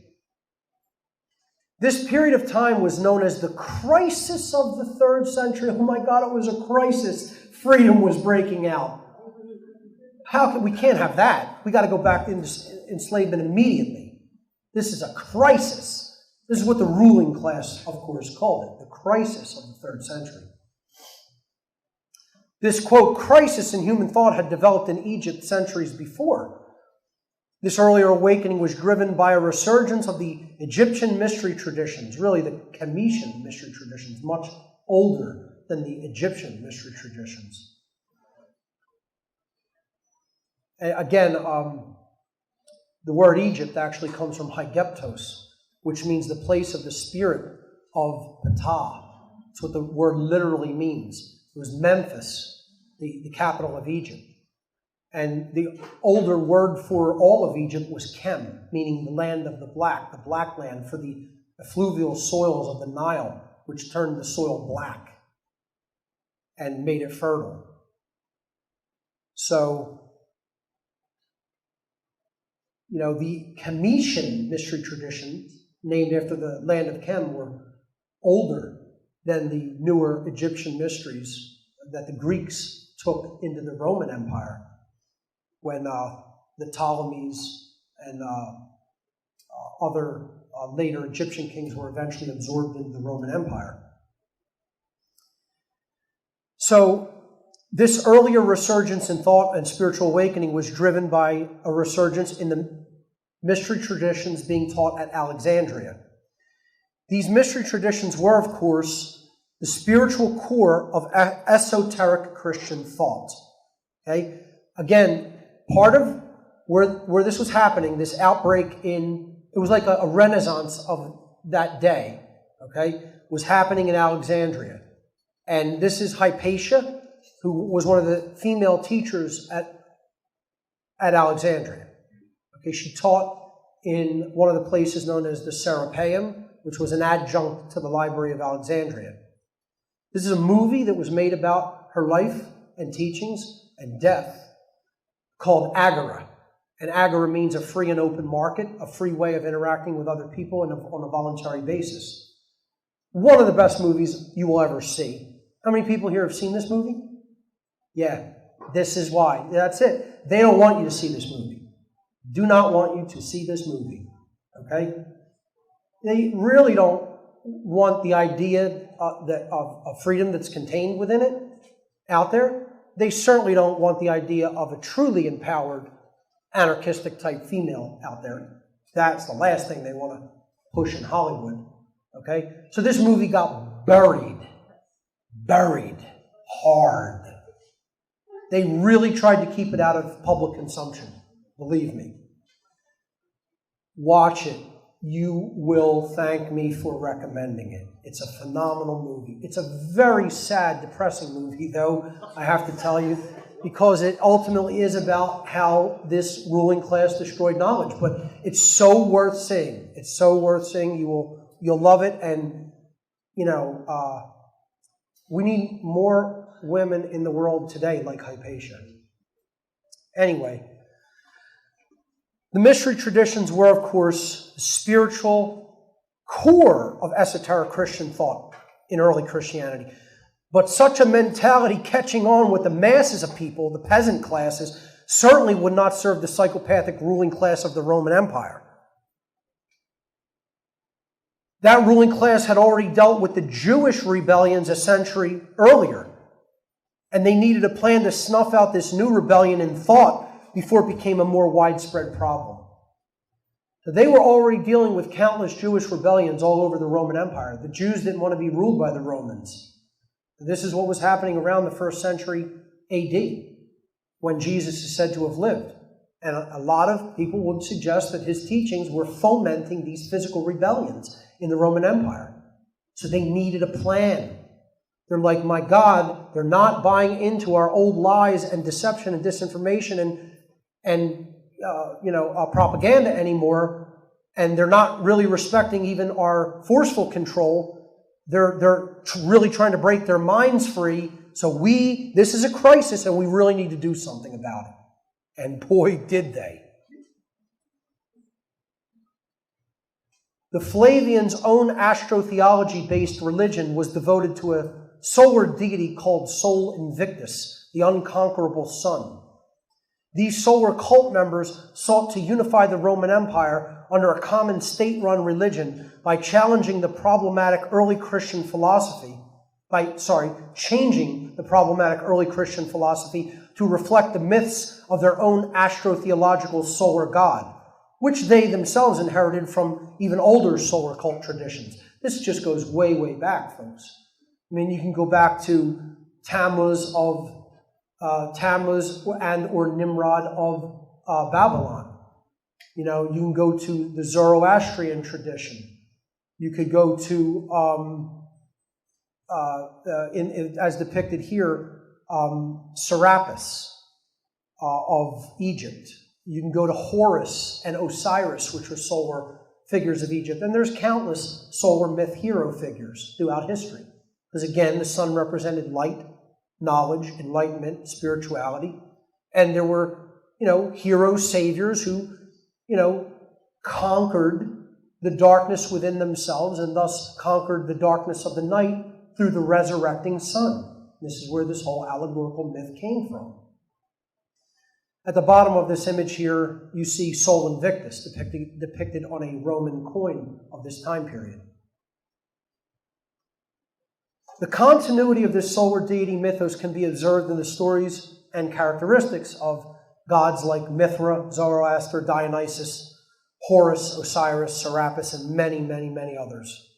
It's a laundry list. There's probably hundreds of solar deities throughout the centuries. So let's look at the Piso family influence on this Roman changing of early esoteric Christianity into the exoteric Roman Church variant of Christianity. The hugely influential Piso family of the Calpurnian bloodline of Rome had already been at work on the Roman Empire's Christian problem. And here we're talking about the real Christians, the ones who really understood sovereignty and wanted to be free. And were employing the original allegoric and parable-style teachings of Jesus to teach people about real freedom. They were at work on the empire's Christian problem since the mid-1st century AD, when the Pisos began to lay the foundations of the new state religion designed to control people's thought and suppress further rebellion against the authority of the ruling class. This religion was designed to instill in people the promise of a better afterlife, the fear of hell, and a masochistic philosophy of subjugation for the slave class. To crush the growing rebellion in consciousness once and for all, the Flavian and Neo-Flavian dynasties of the Roman Empire knew that the empire would ultimately need to be united under such a state-controlled religious belief system. This is how they were going to subvert the original teachings and essentially bring people back under their mind control. So here's the solution that they came up with and the puppet that they gave it to introduce. Constantine, quote-unquote, the Great, who was born Flavius Valerius Aurelius. And again, you see here he came from the Flavian dynasty. All the emperors from the Flavian and Neo-Flavian dynasty were actually born Flavians. So his first name was Flavius. He would ultimately take up the task of bringing to fruition the new Roman state-controlled religion.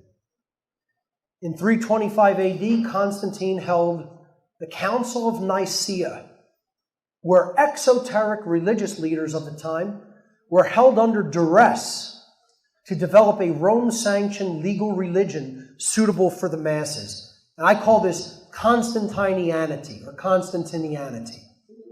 Okay? It's not Christianity. This is the religion of Constantine, or at least a religion that the true dark priest class of his day gave to him to introduce. It's like calling the modern LaVeyan form of Satanism LaVeism. It's not really his. He didn't come up with LaVeyan Satanism on his own. He was given the satanic underlying ideology and told, concrete this and put this into a book for the masses to read. This is the same thing Constantine did. That was his charge by his dark occult brethren. That was what he was tasked to do. Just like LaVey was tasked to give people the modern form of Satanism. So he gathered all these cardinals and bishops and put them in a council under duress. They were held there under Roman centurion guard. And he said, you are going to invent a religion that is going to be capable of mind controlling the masses back to subservience, or you will not leave this room alive. Literally, that's what he did.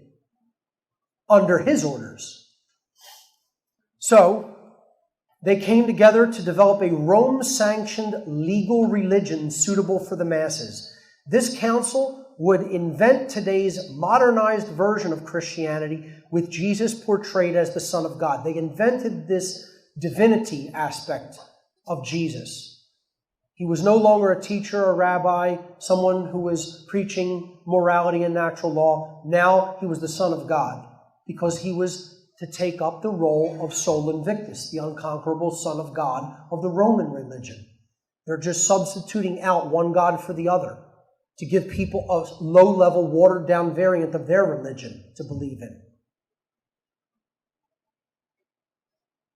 They also invented the highly censored text of the canonized Bible, which eliminated and suppressed hundreds of books of spiritual and esoteric information, including the Nag Hammadi library, which we'll talk about. Their job was to erase the truth and feed the population lies. They were what you might call the modern media of their day. This is a depiction of the Council of Nicaea with Constantine ruling as the king in the front, being consulted there by one of the priests. The Nicene Council weeded out any knowledge which spoke of spirituality that was forbidden by the ruling class.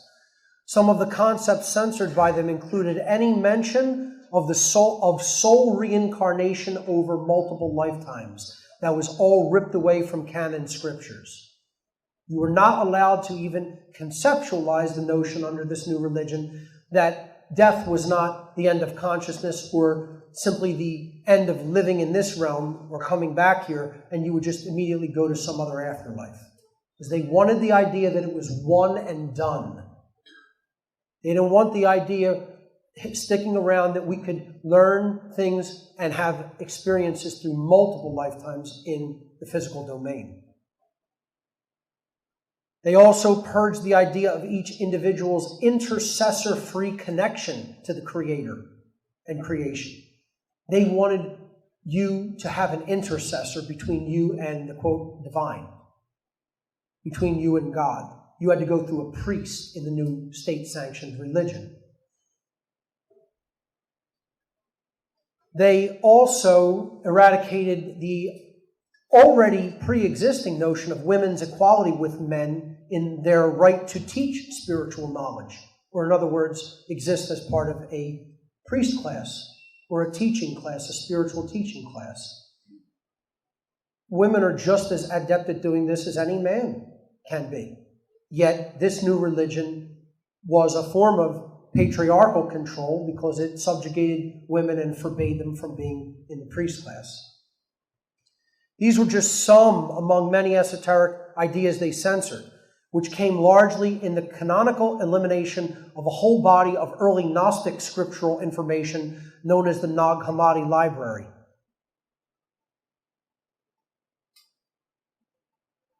As if this wasn't a bad enough setback to early Christian philosophical thought, their most devastating blow would be delivered in their bastardizing of the scriptures by adding in completely untrue enemy provisions to their finalized canon. And of course, I am referring to the infamous Romans 13. And once again, please note the name of the book, ladies and gentlemen. Romans. Romans 13, the canonizing of the authority of man. Here's what Romans 13 actually says. Now I'm going to read Romans 13, verse 1 through 7 in its entirety. Listen to this sheer bullshit. Let everyone be subject to the governing authorities. For there is no authority except that which God has established. The authorities that exist, otherwise saying the powers that be, have been established by God. Whoever rebels against the authorities is rebelling against what God has instituted, and those who do so will bring judgment on themselves. For rulers are not a terror to those who do right, but they are a terror to those who do wrong. Your rulers a terror to the wrongdoers? Could have fooled me. Do you want to be free from your fear of the authorities? Then do what is right and they will praise you. Oh yeah, the government's going to praise you for doing the right thing. Yeah. They're just heaping mounds of praise on me all day long.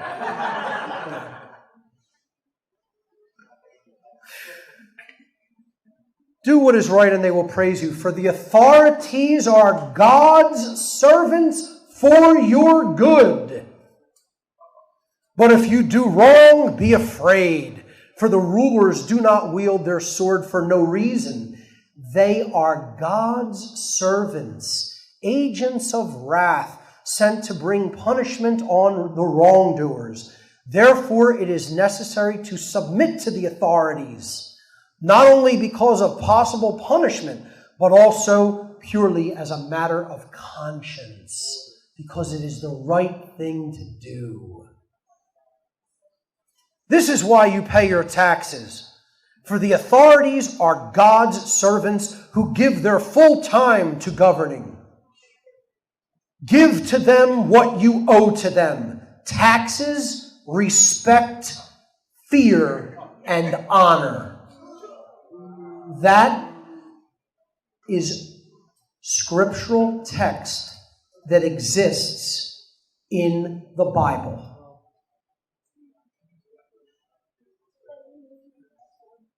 Imagine these people think they are God on earth. They love their thrones. They love their crowns and their thrones and their gold. They're holy people. This is what jackass priests would tell you are holy people. They'll say the government is ordained of God. I guarantee you go and just stand outside a traditional church of any denomination in America, okay? And just say, how do you rectify the idea of the authority of God and the authority in man called government?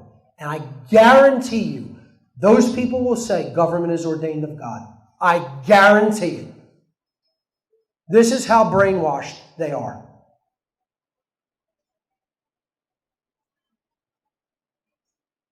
Look at this psychopath. Saying he's a holy man with the amount of riches, what am I talking about? Yeah, about $18 trillion in wealth that the Vatican is actually sitting on. 18 trillion with a T, not $1 billion, trillion. I think the entire money supply of the entire earth is like $90 trillion, 86, 87, 88, 89, 90 trillion, something like that. That's how much money exists on the earth. They have 18 trillion of it. Let me tell you something. Any person that would believe that this is what the God of creation would sanction is not only spiritually bankrupt, they are mentally ill and don't even belong walking the streets. They belong in an insane asylum.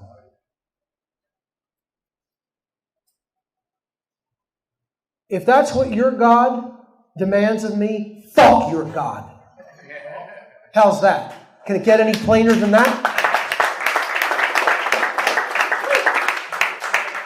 No. The God of creation wants me and everyone else to be free. They don't want us subject and slaves to other men and women, which is a bullshit, immoral, illusory notion. Okay, so I'll say it plain and simply what other people don't have the balls to say. Since no one else will say it, I'll say it. It's getting real now. And yet, these imbeciles just dwell in this total cognitive dissonance. They don't even think of this. Doesn't even occur to them, doesn't even enter their thoughts, doesn't even enter their thought process. They don't even understand how it's a complete contradiction of their own scriptural message that you cannot serve two masters. They think, oh, what, this is only about government, this is only about their religion and money. Well, if you can't serve two masters and that's about God or mammon, what if we interject another master called man into the equation in the form of government? Can you serve two masters then? No, this doesn't even occur to them as being a completely nonsensical, contradictory idea. Because they don't have logical thinking skills, because people who hold fervently to a religious belief have burned the logical circuits in their brain long time ago. How do modern Christians attempt to reconcile the clear and glaring contradiction of the notion of authority being vested in mankind through government when their very own religion demands that they recognize God as the only authority? The answer? They just ignore it altogether, like it doesn't exist. They don't even want to answer that question. You can't serve two masters and you can't walk with God and hold hands with Satan at the same time. It doesn't work that way, folks. And government is a great Satan if there ever was one. All government.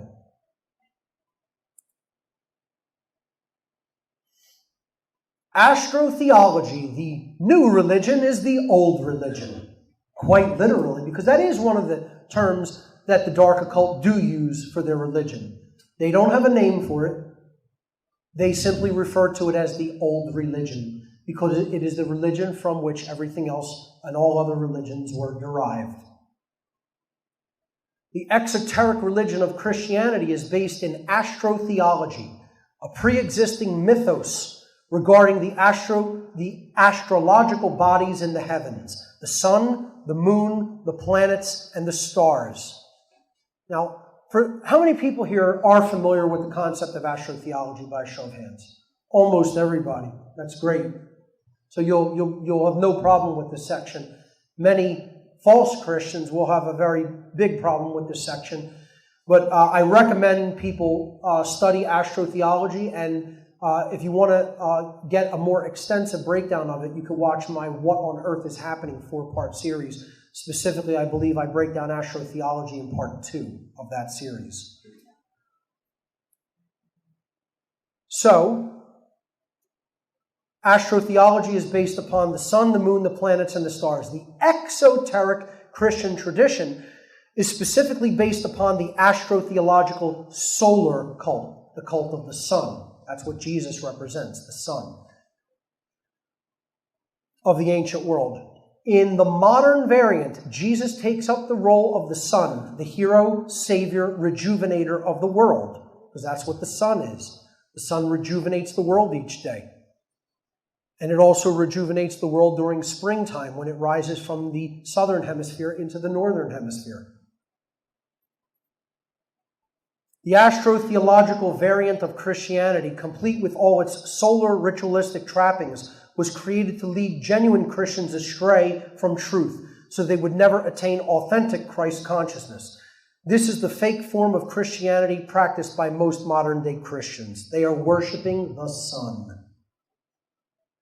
The sun has been traditionally used as a symbol of knowledge and truth since time immemorial.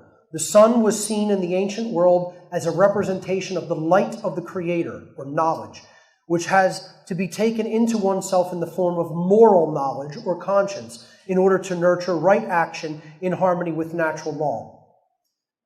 And that's what is referred to as the exercise of conscience. See, conscience is the knowledge, the exercise of conscience is the action that we take based on the knowledge of the difference between right and wrong.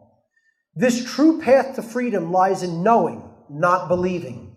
Dogma, faith, and belief, on the other hand, are all hallmarks of the false Christian, quote-unquote, religion, which grew out of the distorted astrotheological form of the original esoteric variant of Christianity. A book I recommend is The World's 16 Crucified Saviors, Christianity Before Christ, which examines 16 solar cult, solar hero, savior, rejuvenator myths throughout the ancient world. I'm not going to go over all of astrotheology here today. It's too big of a concept. I'm not even going to go over through what I covered in What on Earth is Happening, the series. I'm just going to briefly talk about how Jesus represents the sun on the cross here. Okay, this is the symbol of modern-day Christianity. The cross, the circle around it, that's the sun on the cross of the zodiac. The sun makes its journey all around the zodiac from the spring equinox up to the summer solstice, where it's at the height of its power, or the hottest point in the year, which we just passed on December 21st. Then it falls in the autumn equinox, all the way down to when it dies on the cross during the winter solstice. So this is the lowest point of power of the sun in the northern hemisphere. And this is when it is said to die on the cross. Then it comes back to life. It resurrects from the tomb of the southern hemisphere, and it comes back into the northern hemisphere after Easter, which is right after the spring equinox, the first Sunday, the sun's day, after the first full moon, because the moon, lunar goddess, has to give birth to the solar god. That's the Holy Spirit, or the Divine Mother, Mary, gives birth to the sun god. Okay, and then it makes its way back up to the high point of power again at the summer solstice. And it dies around the winter solstice, which is December 21st, just before Christmas. Comes back to life at the spring equinox, right around Easter time. East star, the eastern star that rises in the east, is the sun. This is what Christianity is all based upon. It's all astrotheology. The exoteric form, okay? You could then see the esoteric form even in the astrotheology, because this is an allegory of truth. Truth goes into the shadows. It has to be reborn and deocculted and brought back up into life for all to see, and then reach its high point of power, where it becomes common sense and everybody employs it through their action. And that's what the Savior of the world is, truth. That's why Jesus was referred to as the way, truth, and life. That's what this is about. It's an allegorical tradition about knowledge and truth. And in that sense, that's where I align myself with the esoteric tradition, which is what true Christianity is. The Vatican actually has a solar zodiac with the phallus of Osiris, okay? An Egyptian obelisk representing the solar deity Osiris in the middle of the zodiac cross, the great cross and lesser crosses of the zodiac, which define the solstices and equinoxes versus the great cross, which defines the mid-season, the midpoint points of the seasons, which are the actual occult religious Sabbats. The main Sabbats being May 1st, or Walpurgisnacht, August 1st, or Lammas, October 31st, or Hallowmass, Halloween, and February 2nd, which is Candlemas or Imbolc.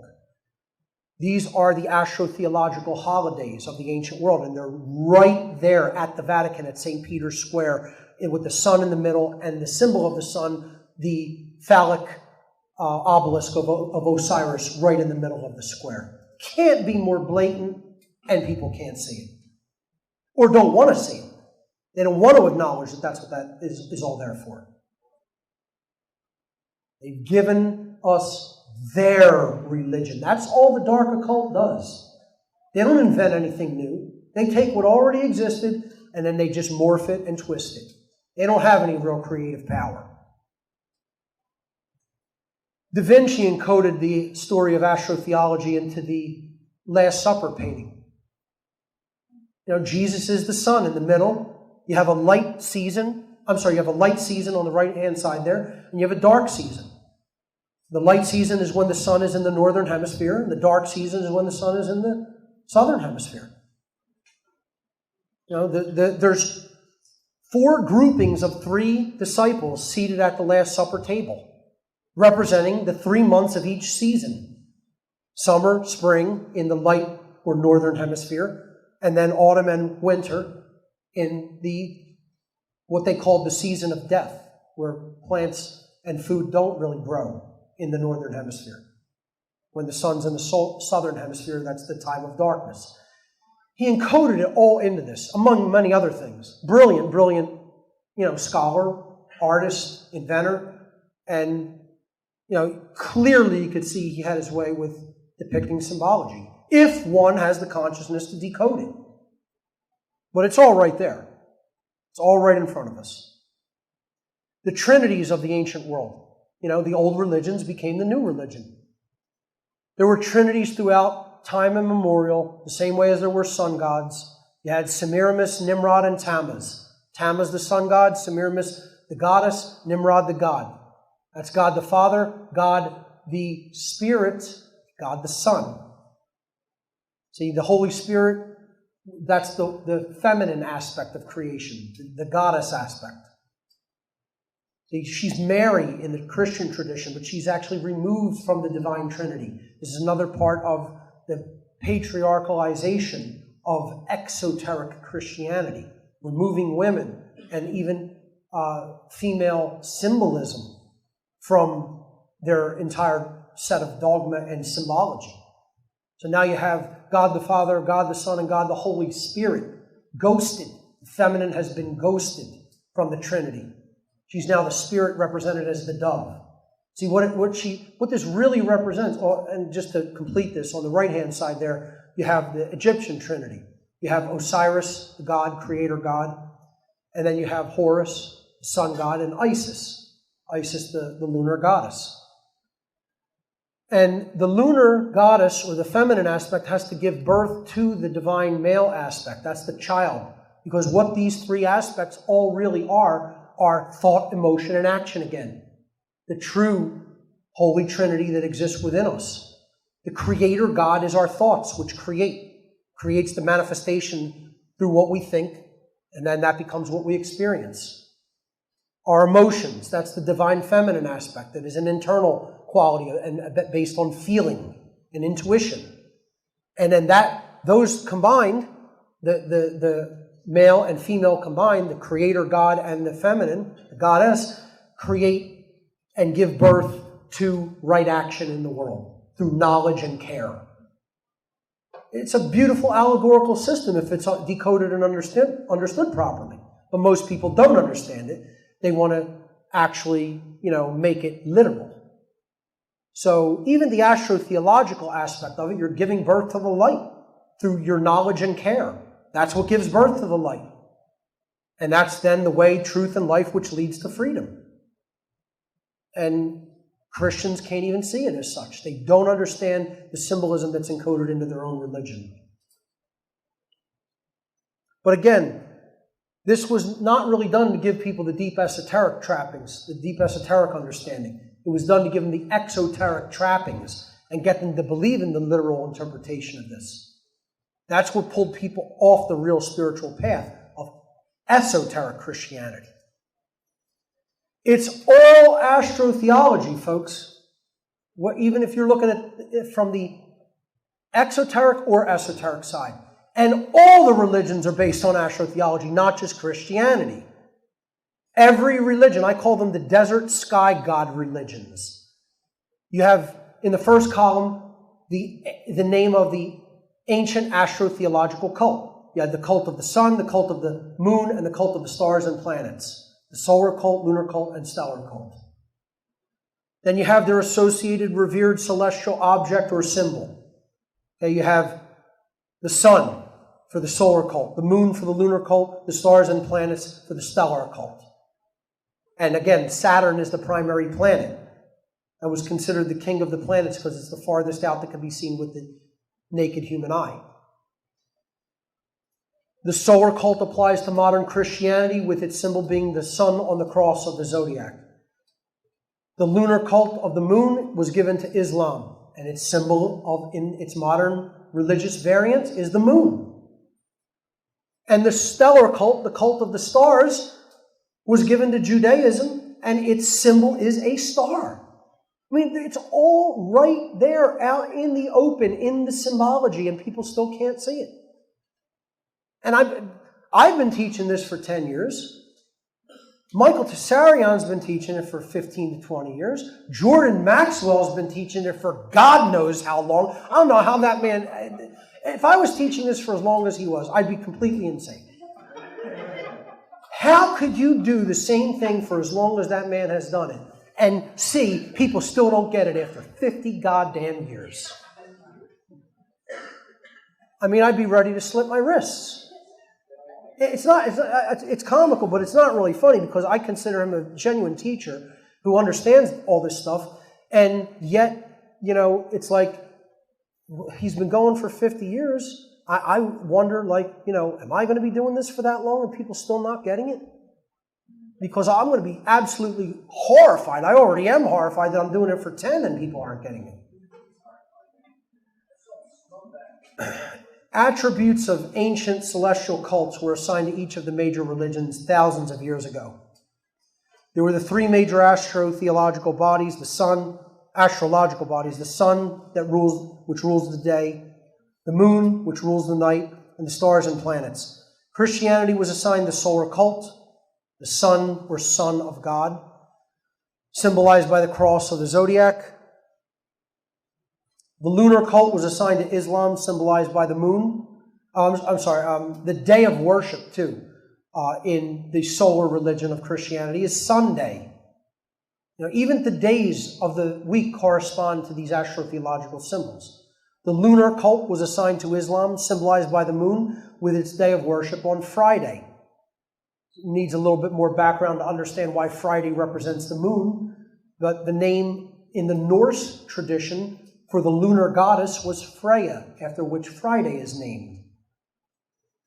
And then Judaism was assigned to the stellar or planetary cult, which was worshipped on Saturn's day, or Saturday, with a star as its symbol.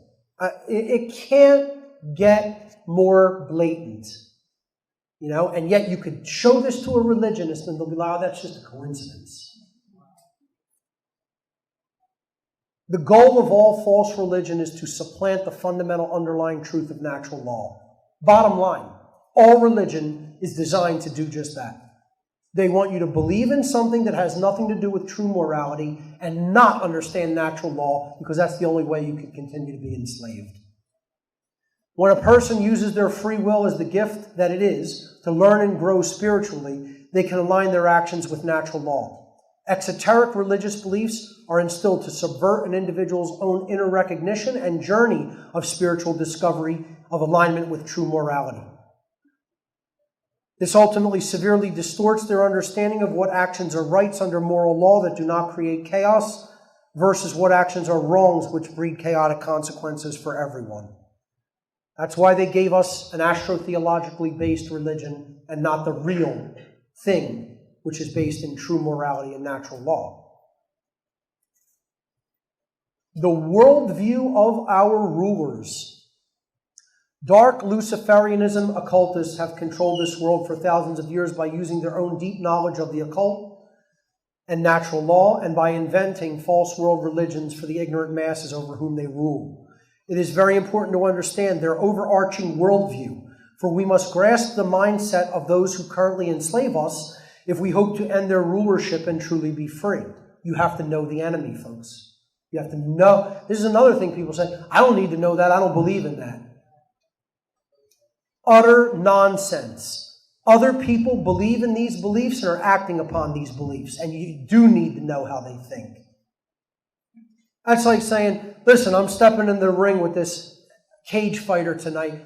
I don't need to know anything about his strategy, what tools he brings to the table, what he's capable of doing. Don't need to know it. I'll just get in there and flail away. Yeah, that's how somebody who's really in a true fight works. They don't try to fight with their mind and understand the strategy and mentality of their opponent. They just go in there and flail away. Yeah. It's very important to understand their worldview, okay? These dark occultists fully understand that the universe is governed by spiritual laws put in place by the Creator, the underlying intelligence of the universe. And they are in open rebellion against those universal moral laws. They know that these laws exist to constrict behavior and bring chaotic consequence for bad behavior. They know this. So how do they work their way around it? If they're currently still ruling and getting people to do their bidding, okay, and they're still owning other people, and they're still, at the top of the so-called food chain when it comes to ruling others, having them in slavery, and them as the ruling class being more free than other people, how are they getting away with this? How isn't the universe catching up with them?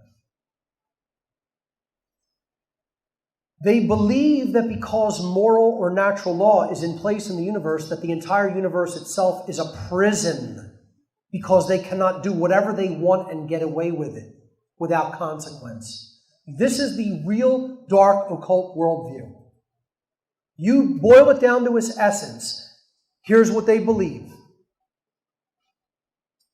They believe we're in a prison, that they're in a prison, because they know that the universe is governed by moral law, and they themselves cannot do whatever they want without consequence. That's what they want. They want a realm that anything goes, and they can do whatever they want, subvert anyone's rights, harm anyone's physical body, however much they want, and get away with it unscathed completely. Like cosmically, karmically unscathed. Now, since they realize that is not the reality in which they live, they consider the entire universe a prison for them. And so to openly rebel against the law that is inherent to this domain, they've made a conscious choice to say, we will never accept the moral law, and we will be in open rebellion against it by getting other people to do our bidding and our dirty work for us. And that's how we'll escape the karmic consequence. And that's how they can get away with it and keep doing it. They think that it's a prison just because they're subject to law. They don't understand that the moral law is in place for our full benefit, for our uplift, for our freedom, for our growth and learning, and for our absolute optimum conditions in the physical world. They want to be they want to rule in the prison that they consider hell of this world, rather than serve in what could be a paradise, a heaven, if they only capitulate to moral law. So this worldview has been personified in stories of Satan, Lucifer, rebel angels, fallen angels, demons, archons, the Antichrist, and other anti-God archetypes who refuse to be bound by any moral standards and attempt to control creation by manipulating people into total ignorance so that ruling class can become God. This psychopathic and megalomaniacal priest class consider those who are ignorant, apathetic, and lacking the will and courage to change the human condition to be spiritually dead. And this is what they call people. This is what the dark occultists that I worked with in the past referred to the average population of the planet. They called human beings the dead. That was their name for human beings, the dead. And their rationale went like this. If you're not using your intelligence, the thought aspect of consciousness is deadened.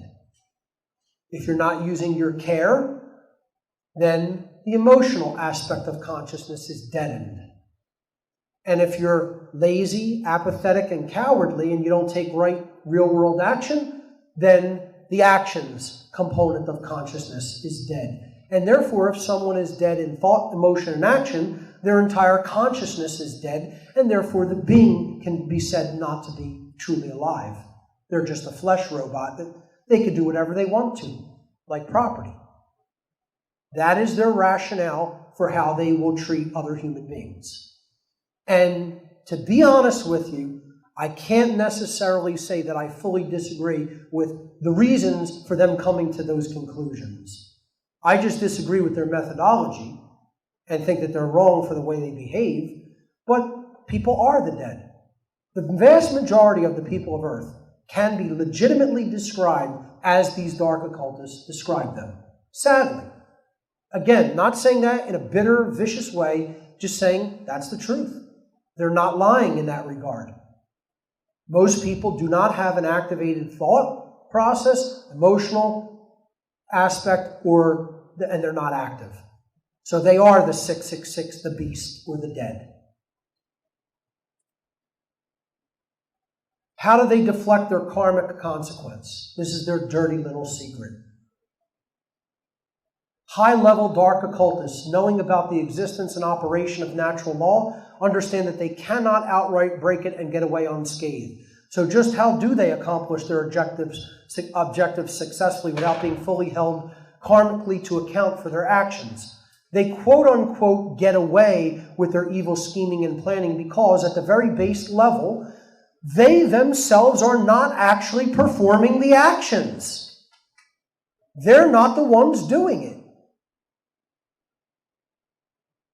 They're not performing the actions they command to others to do. They get their minions, their mind-controlled slaves, their cult members, their order followers to do their dirty work for them by manipulating them through fear and ignorance into breaking moral law for them.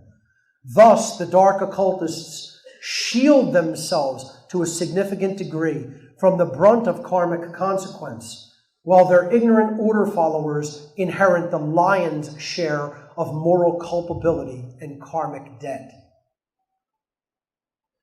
No order follower is a true Christian because true Christians follow conscience, not orders. And this is what people who claim to be Christians need to get through their damn thick skulls. No one who goes and follows someone else's orders in any capacity is a Christian or living like Christ. Stop blaspheming the name of your own God that you claim to believe in. Order followers can never be true Christians. It's impossible. A true Christian takes free will behavior based in the knowledge of conscience.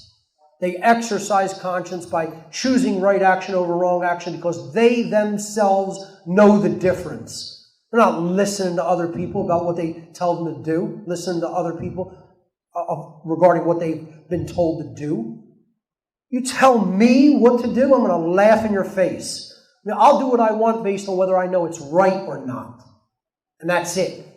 That's the only reason I take action. Not because somebody told me to do something. And this is beyond the mentality of a child. There's a legitimate reason for a child to listen to what a parent is saying, because the parent has more experience through their years of life and knowledge that they've gathered. That's why a child is considered steward up to that certain age that they can really gain enough life experience and rational thought process, to be able to really know the difference between right and wrong and then strike out on their own. That's what proper conscious parenting is supposed to be about, instilling in the child. Not instilling obedience in them, just saying, I do it just because I said to do it. Then this goes out into being the rationale why people do things just because the church said to do it or just because the state said to do it. Here is how the dark occultists of the world get away with almost scot-free in karma. Because they have their dogs on a leash doing their dirty work for them. Perfect representation of how the karmic debt is avoided and who it flows to. Because it's not going to the guy in the top hat and tuxedo. It's going to the cop eating out of the money out of the dog bowl. That's who's getting held to karmic account in creation for their wrongdoing behavior.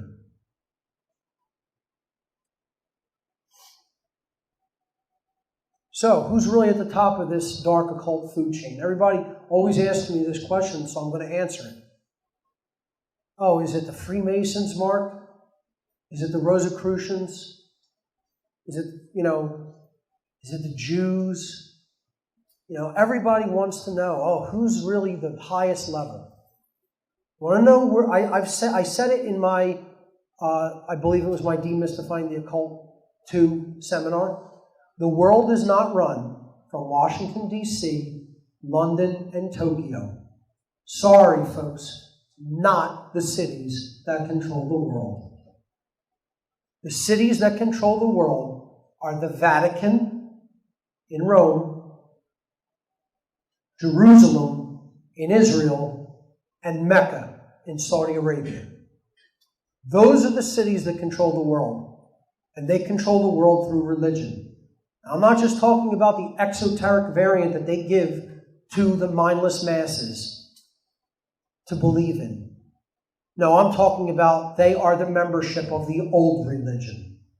The priest class of the old religion still dwells in the exoteric centers of world religion.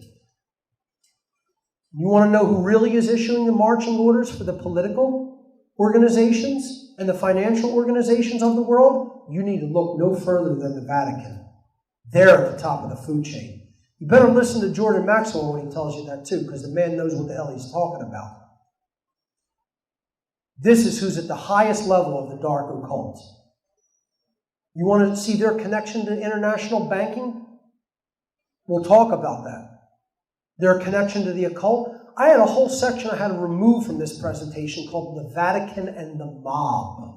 You want to see the real ruthlessness of the sorcerers behind organized religion? You study the connection between organized crime and the Vatican.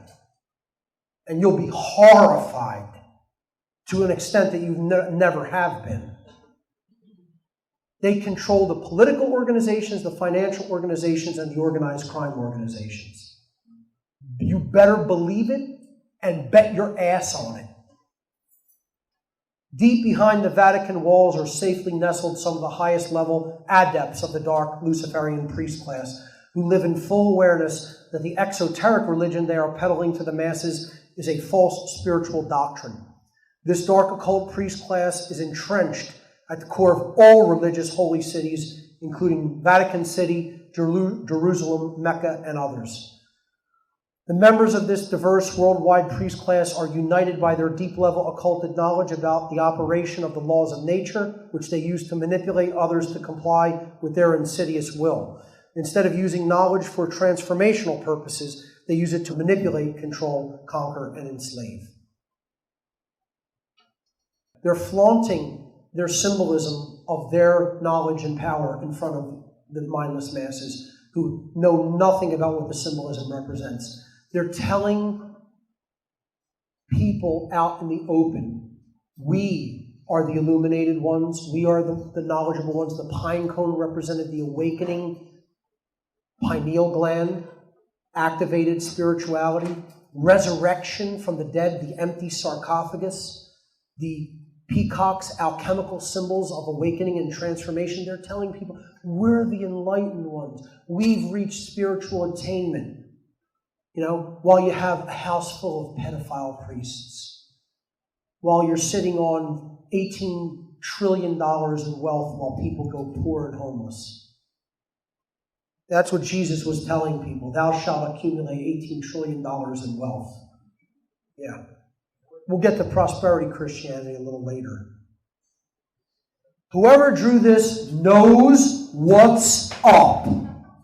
That's all I'm going to say. Whoever drew that knows how the world works and is run. They know how the world is run. I don't know who made that, but whoever drew this, I used your art in my presentation. I took it from Google Images, and get in touch with me because I know you know what's up. Okay? Because that's the force that runs the world right there.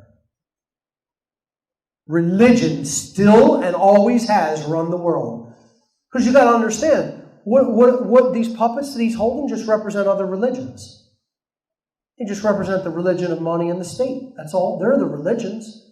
Big Daddy religion is behind Big Daddy government. Big Daddy religion is behind Big Daddy money. That's all this is. They're all religions. And the priest class is at the highest level of them all. And that brings us to the Vatican and the occult. Now, the most accurate depiction I've ever seen in Hollywood of any occult proceedings and how they really work is Stanley Kubrick's Eyes Wide Shut. I hope everyone has seen that movie. If you haven't, you need to see it.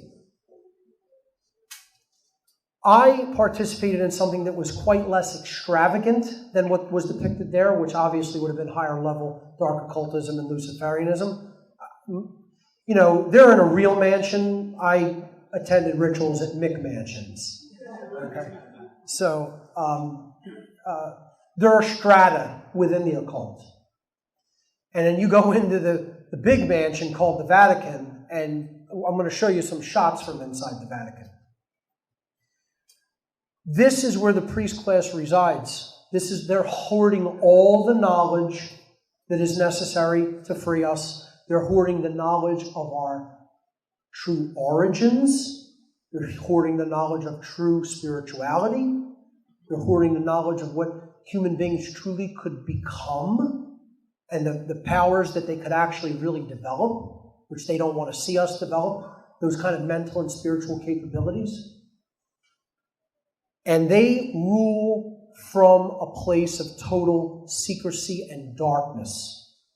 The only way they can continue their reign is through ignorance. They don't want this knowledge coming out.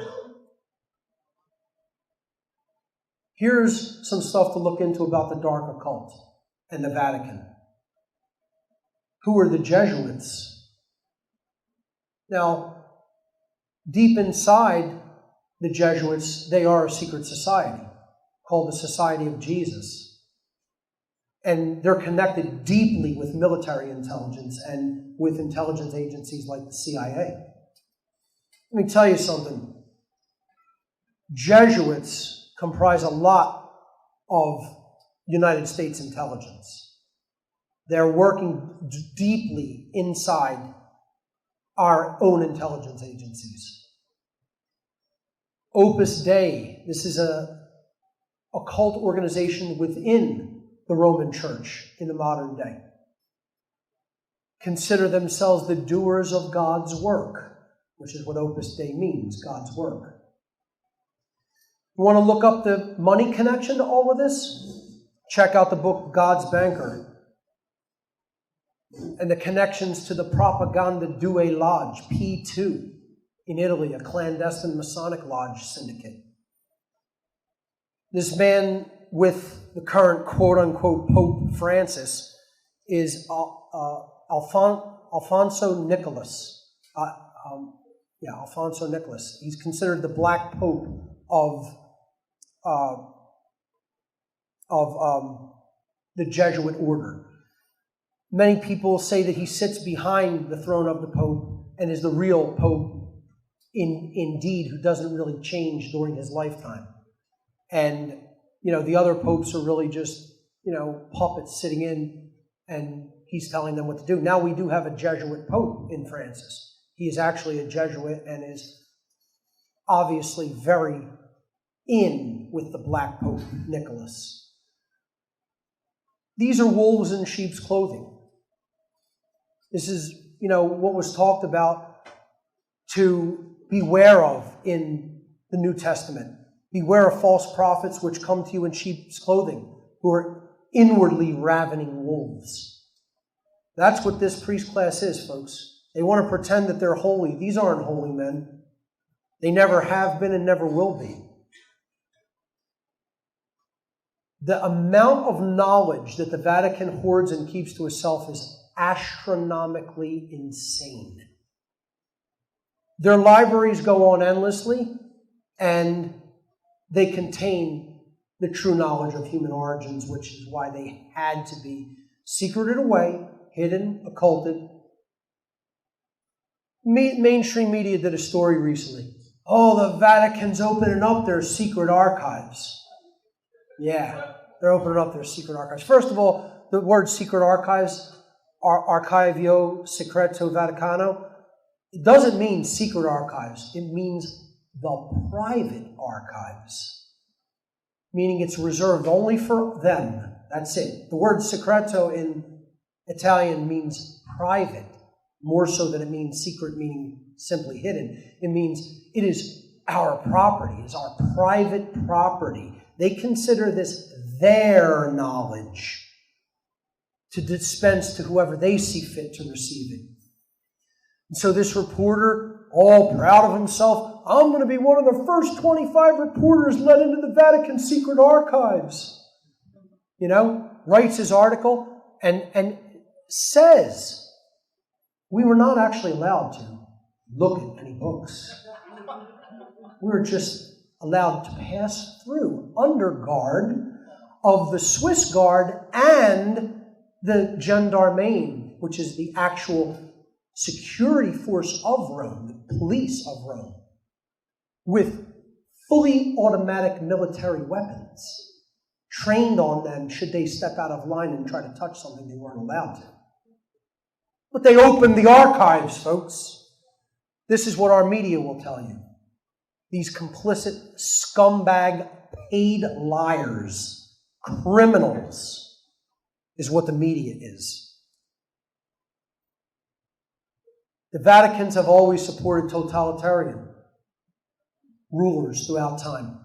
Their support of totalitarian efforts is legendary, particularly in the 20th century with the Nazis. Did nothing. Pius XII did nothing to stop the brutal treatment of Jews in Germany and other people in Germany during the Nazi regime. Read the book Hitler's Pope about the collusion between the Nazis and the Vatican. You have to know about Operation Paperclip. I mean, Paperclip brought so many, tens of thousands of Nazis to the United States. Tens of thousands, particularly to the East Coast in New York and New Jersey. The Vatican helped secret them over here. They helped slip them in under the rug so that they would avoid war crimes tribunals at Nuremberg. Holy men. Yeah. Here's a picture of the Pope with Hitler, or a card. I'm not sure if that's a cardinal or a Pope with Hitler, and then there's some cardinals there with our wonderful man, Goebbels. Wonderful guy. Minister of Propaganda of the Third Reich, Joseph Goebbels. Look, just on the East Coast alone, like I said in the morning session, at least 80,000 Nazis were unleashed into the state of New Jersey, which I call New Germany. I'm telling you, they didn't just bring their political ideology. This was not just a political ideology. This is a religion. Again, I'm going to do a presentation called The Occult Roots of Nazism and Communism and show how they're essentially one and the same. They're just variants of the old religion. They're just giving you another name for the old religion of Satanism / dark Luciferianism. Nazism is a form of it, and communism is a form of it. Look, the highest holiday of the satanic year, and I should know this because I participated in many a ritual on this day, is May 1st, Walpurgisnacht, Saint Walpurgis's night. Okay, it is the midpoint of spring, and it is a fertility ritual day because it's about renewal and giving blood and life back to the earth so that the earth and the sun can allow the crops that are planted in the spring to grow and have a bountiful harvest in the summer and fall. May 1st is the high holiday of Satanism, Walpurgisnacht. Now, you look up for me, what is the high holiday of the communist year? May 1st, May Day. What was celebrated as the high holiday of the Nazi year? May 1st, the fertility rites of spring, the festival of lights, the risen sun, the black sun. May 1st. You're going to tell me it's a coincidence that Satanism, Nazism, and communism all share the same high holiday of the year. And once again, I'm going to tell you that you belong in an insane asylum if you believe that that's a coincidence. You know, that people who think this are coincidence theorists. I'm not the conspiracy theorist. I'm a studied scholar when it comes to this work. I did my homework over decades. Okay? I have no theories. The theory is it's all coincidence. There's no pattern there that the highest holidays of Satanism, Nazism, and communism happen to be the same. You just magically chose. The communists were like, oh yeah, wait, when is the satanic holiday? Yeah, let's just do the same thing. Why, you know? Yeah, and then the Nazis did the same thing. Yeah, okay. It's like people don't even understand how fucking stupid they sound sometimes. They really don't. The Vatican and pedophile cover-up. Let's leave you with this one before you go to dinner. Okay? Yeah. How many people here have watched the documentary Sex Crimes and the Vatican? Unacceptable. Unacceptable. I'm shocked, appalled, and horrified. Watch this video, folks. Watch it. That's all I have to say. Just watch the damn video. Sex Crimes and the Vatican. Just go look it up. And then throw up. This man, Ratzinger, aptly named, by the way, this rat. Look at that rat. I mean, he just looks like a rat. Covered up the pedophilia happening within the church. Paid off family. This guy was the financial guy who was set up. He was given the papacy because he paid off. He was given the job to pay off molested children's families so that they wouldn't report the crimes and it wouldn't spread in awareness. And then he would take the parishioner, the priest from one parish and move him to another parish so he can go and molest more boys and girls. That's what this rat, Ratzinger, Benedict, another perfect name. Rat Benedict, like Benedict Arnold. Benedict, what was he, the 16th? Okay? That's what his job in the Vatican was.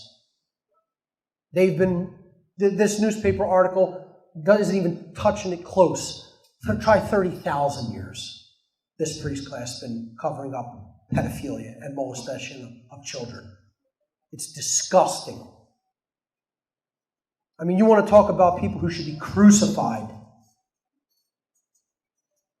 Yeah, the Catholic Church with his blinder on, swinging at a piñata, saying, don't worry, we're finally taking action to stop this problem. Yeah, sure you are. Yeah, you're moving the priest to another parish so you can go repeat the same crime. They're trash. Here's the thing we failed to report on, folks. Pedophilia. I just went to an alternative researchers lecture in Philadelphia. At a church, by the way. Was expecting to hear a lot of, revelations, and he did have some good information. And then I'm sitting on the pew in the church listening to this guy. I'm not going to mention his name because I don't think he's a bad guy. I just think he's not all the way there. And he goes, I think what might really wake America up is if we had a child pedophile scandal. And I just went, I almost fell off, I fell into a puddle on the floor out of the church pew. If we had this, and you're calling yourself an alternative researcher for truth and freedom? What do you think the Franklin cover-up was? How many people have read the book, The Franklin Cover-Up? Oh, that's good. Okay, so several people. Good.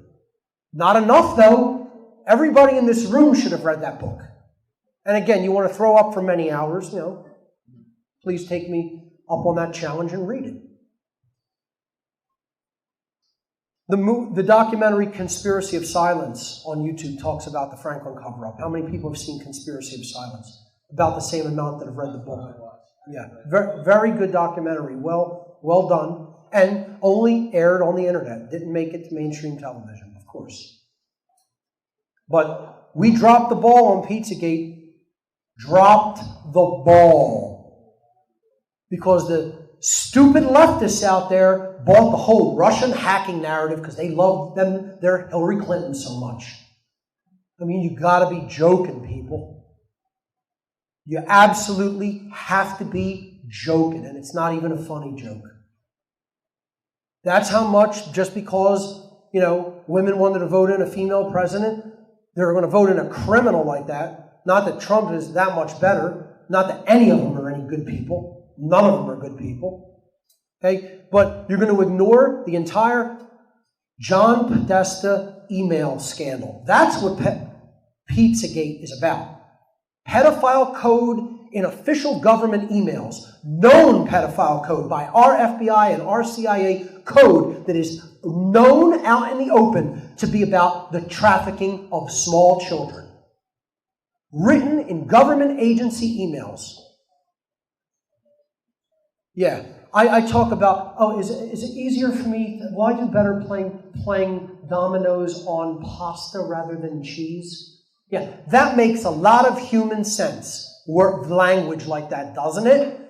They're not talking about anything covert or secret. First of all, who in government's going to write emails on a government server talking about pizza, cheese, pasta, and pasta sauce? I mean, if you believe that, you are fucking retarded. That's the plain way I have to say it. You have to be retarded to actually believe that high-level government officials are writing emails talking about goddamn slices of pizza and hot dogs. Hot dogs represent, it's a phallic symbol for a young boy, a small penis. And the pizza represents the slice of pizza is the womb of a small girl. I mean, and people can't, because they have no relational thinking. They can't even get the symbology of it and how it's pedophile code. And so instead of actually reporting on the biggest crime gate of the century, the whole pedogate phenomenon, we dropped the ball because we believe the assholes in the mainstream media saying that it was Russian hackers that invented the storyline. People they're really a disgrace in their lack of discernment and judgment. They really are. The unparalleled hypocrisy of the Vatican. Look at this guy. This clown, Francis. People who manufacture weapons or invest in weapons industries are hypocrites if they call themselves Christian. Yet he's got people with guns that the Vatican buys and funds all over the place. Now, believe me, I have no problem with everybody carrying a gun. But don't be hypocritical about it like that. No, because the ruling class thinks they're entitled to protection, but you're not. That's what they think. I'll pray for the poor and those less fortunate from my golden throne. Yeah, $18 trillion of debt. Thrones made of gold. They're holy men. And this is what jackasses in Italy that go and sit and hang on their every word at the Vatican and gather in St. Peter's Square. You're an embarrassment to my ancestry and lineage. Italian people who go and gather in these pedophiles' village. You're trash.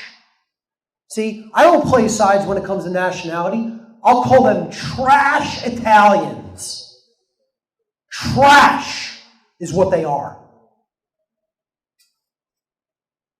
A person who thinks only about building walls, wherever they may be, and not building bridges is not a Christian. Behold the Vatican's bridge that they have built. A 40-foot, 4-story wall encompassing the entire Vatican City. Now, they don't believe in walls. Hey, I'm not about the building of all the walls myself either. But again, this is just pure hypocrite. They speak out of both sides of their mouth. It's pure hypocrisy. I'm going to end on this section. What in Christ's name do they have people worshiping? This is the title image of my presentation. That's supposed to be a depiction of Jesus descending into the underworld before he was resurrected.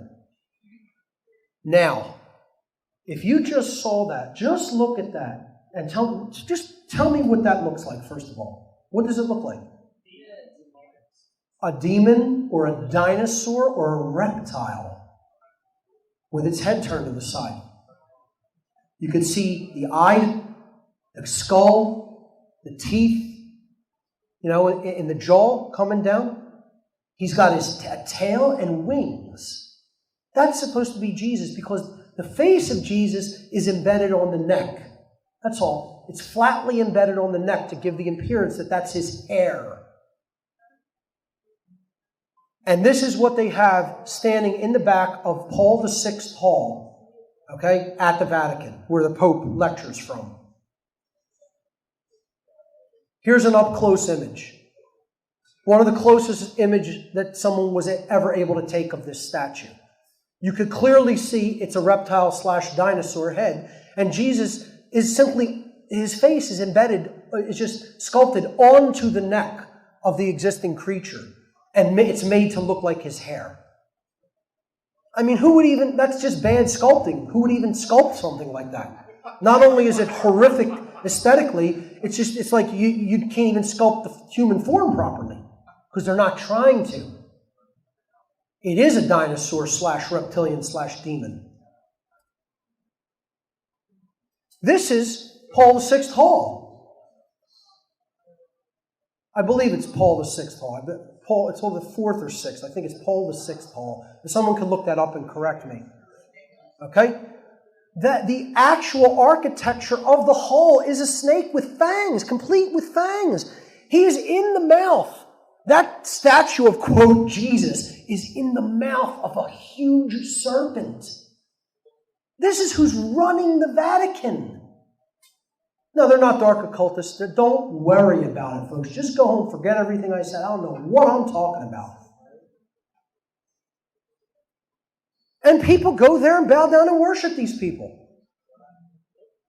That's what is directly behind the Pope when he lectures at this hall, in front of a packed house of blind true believers every time.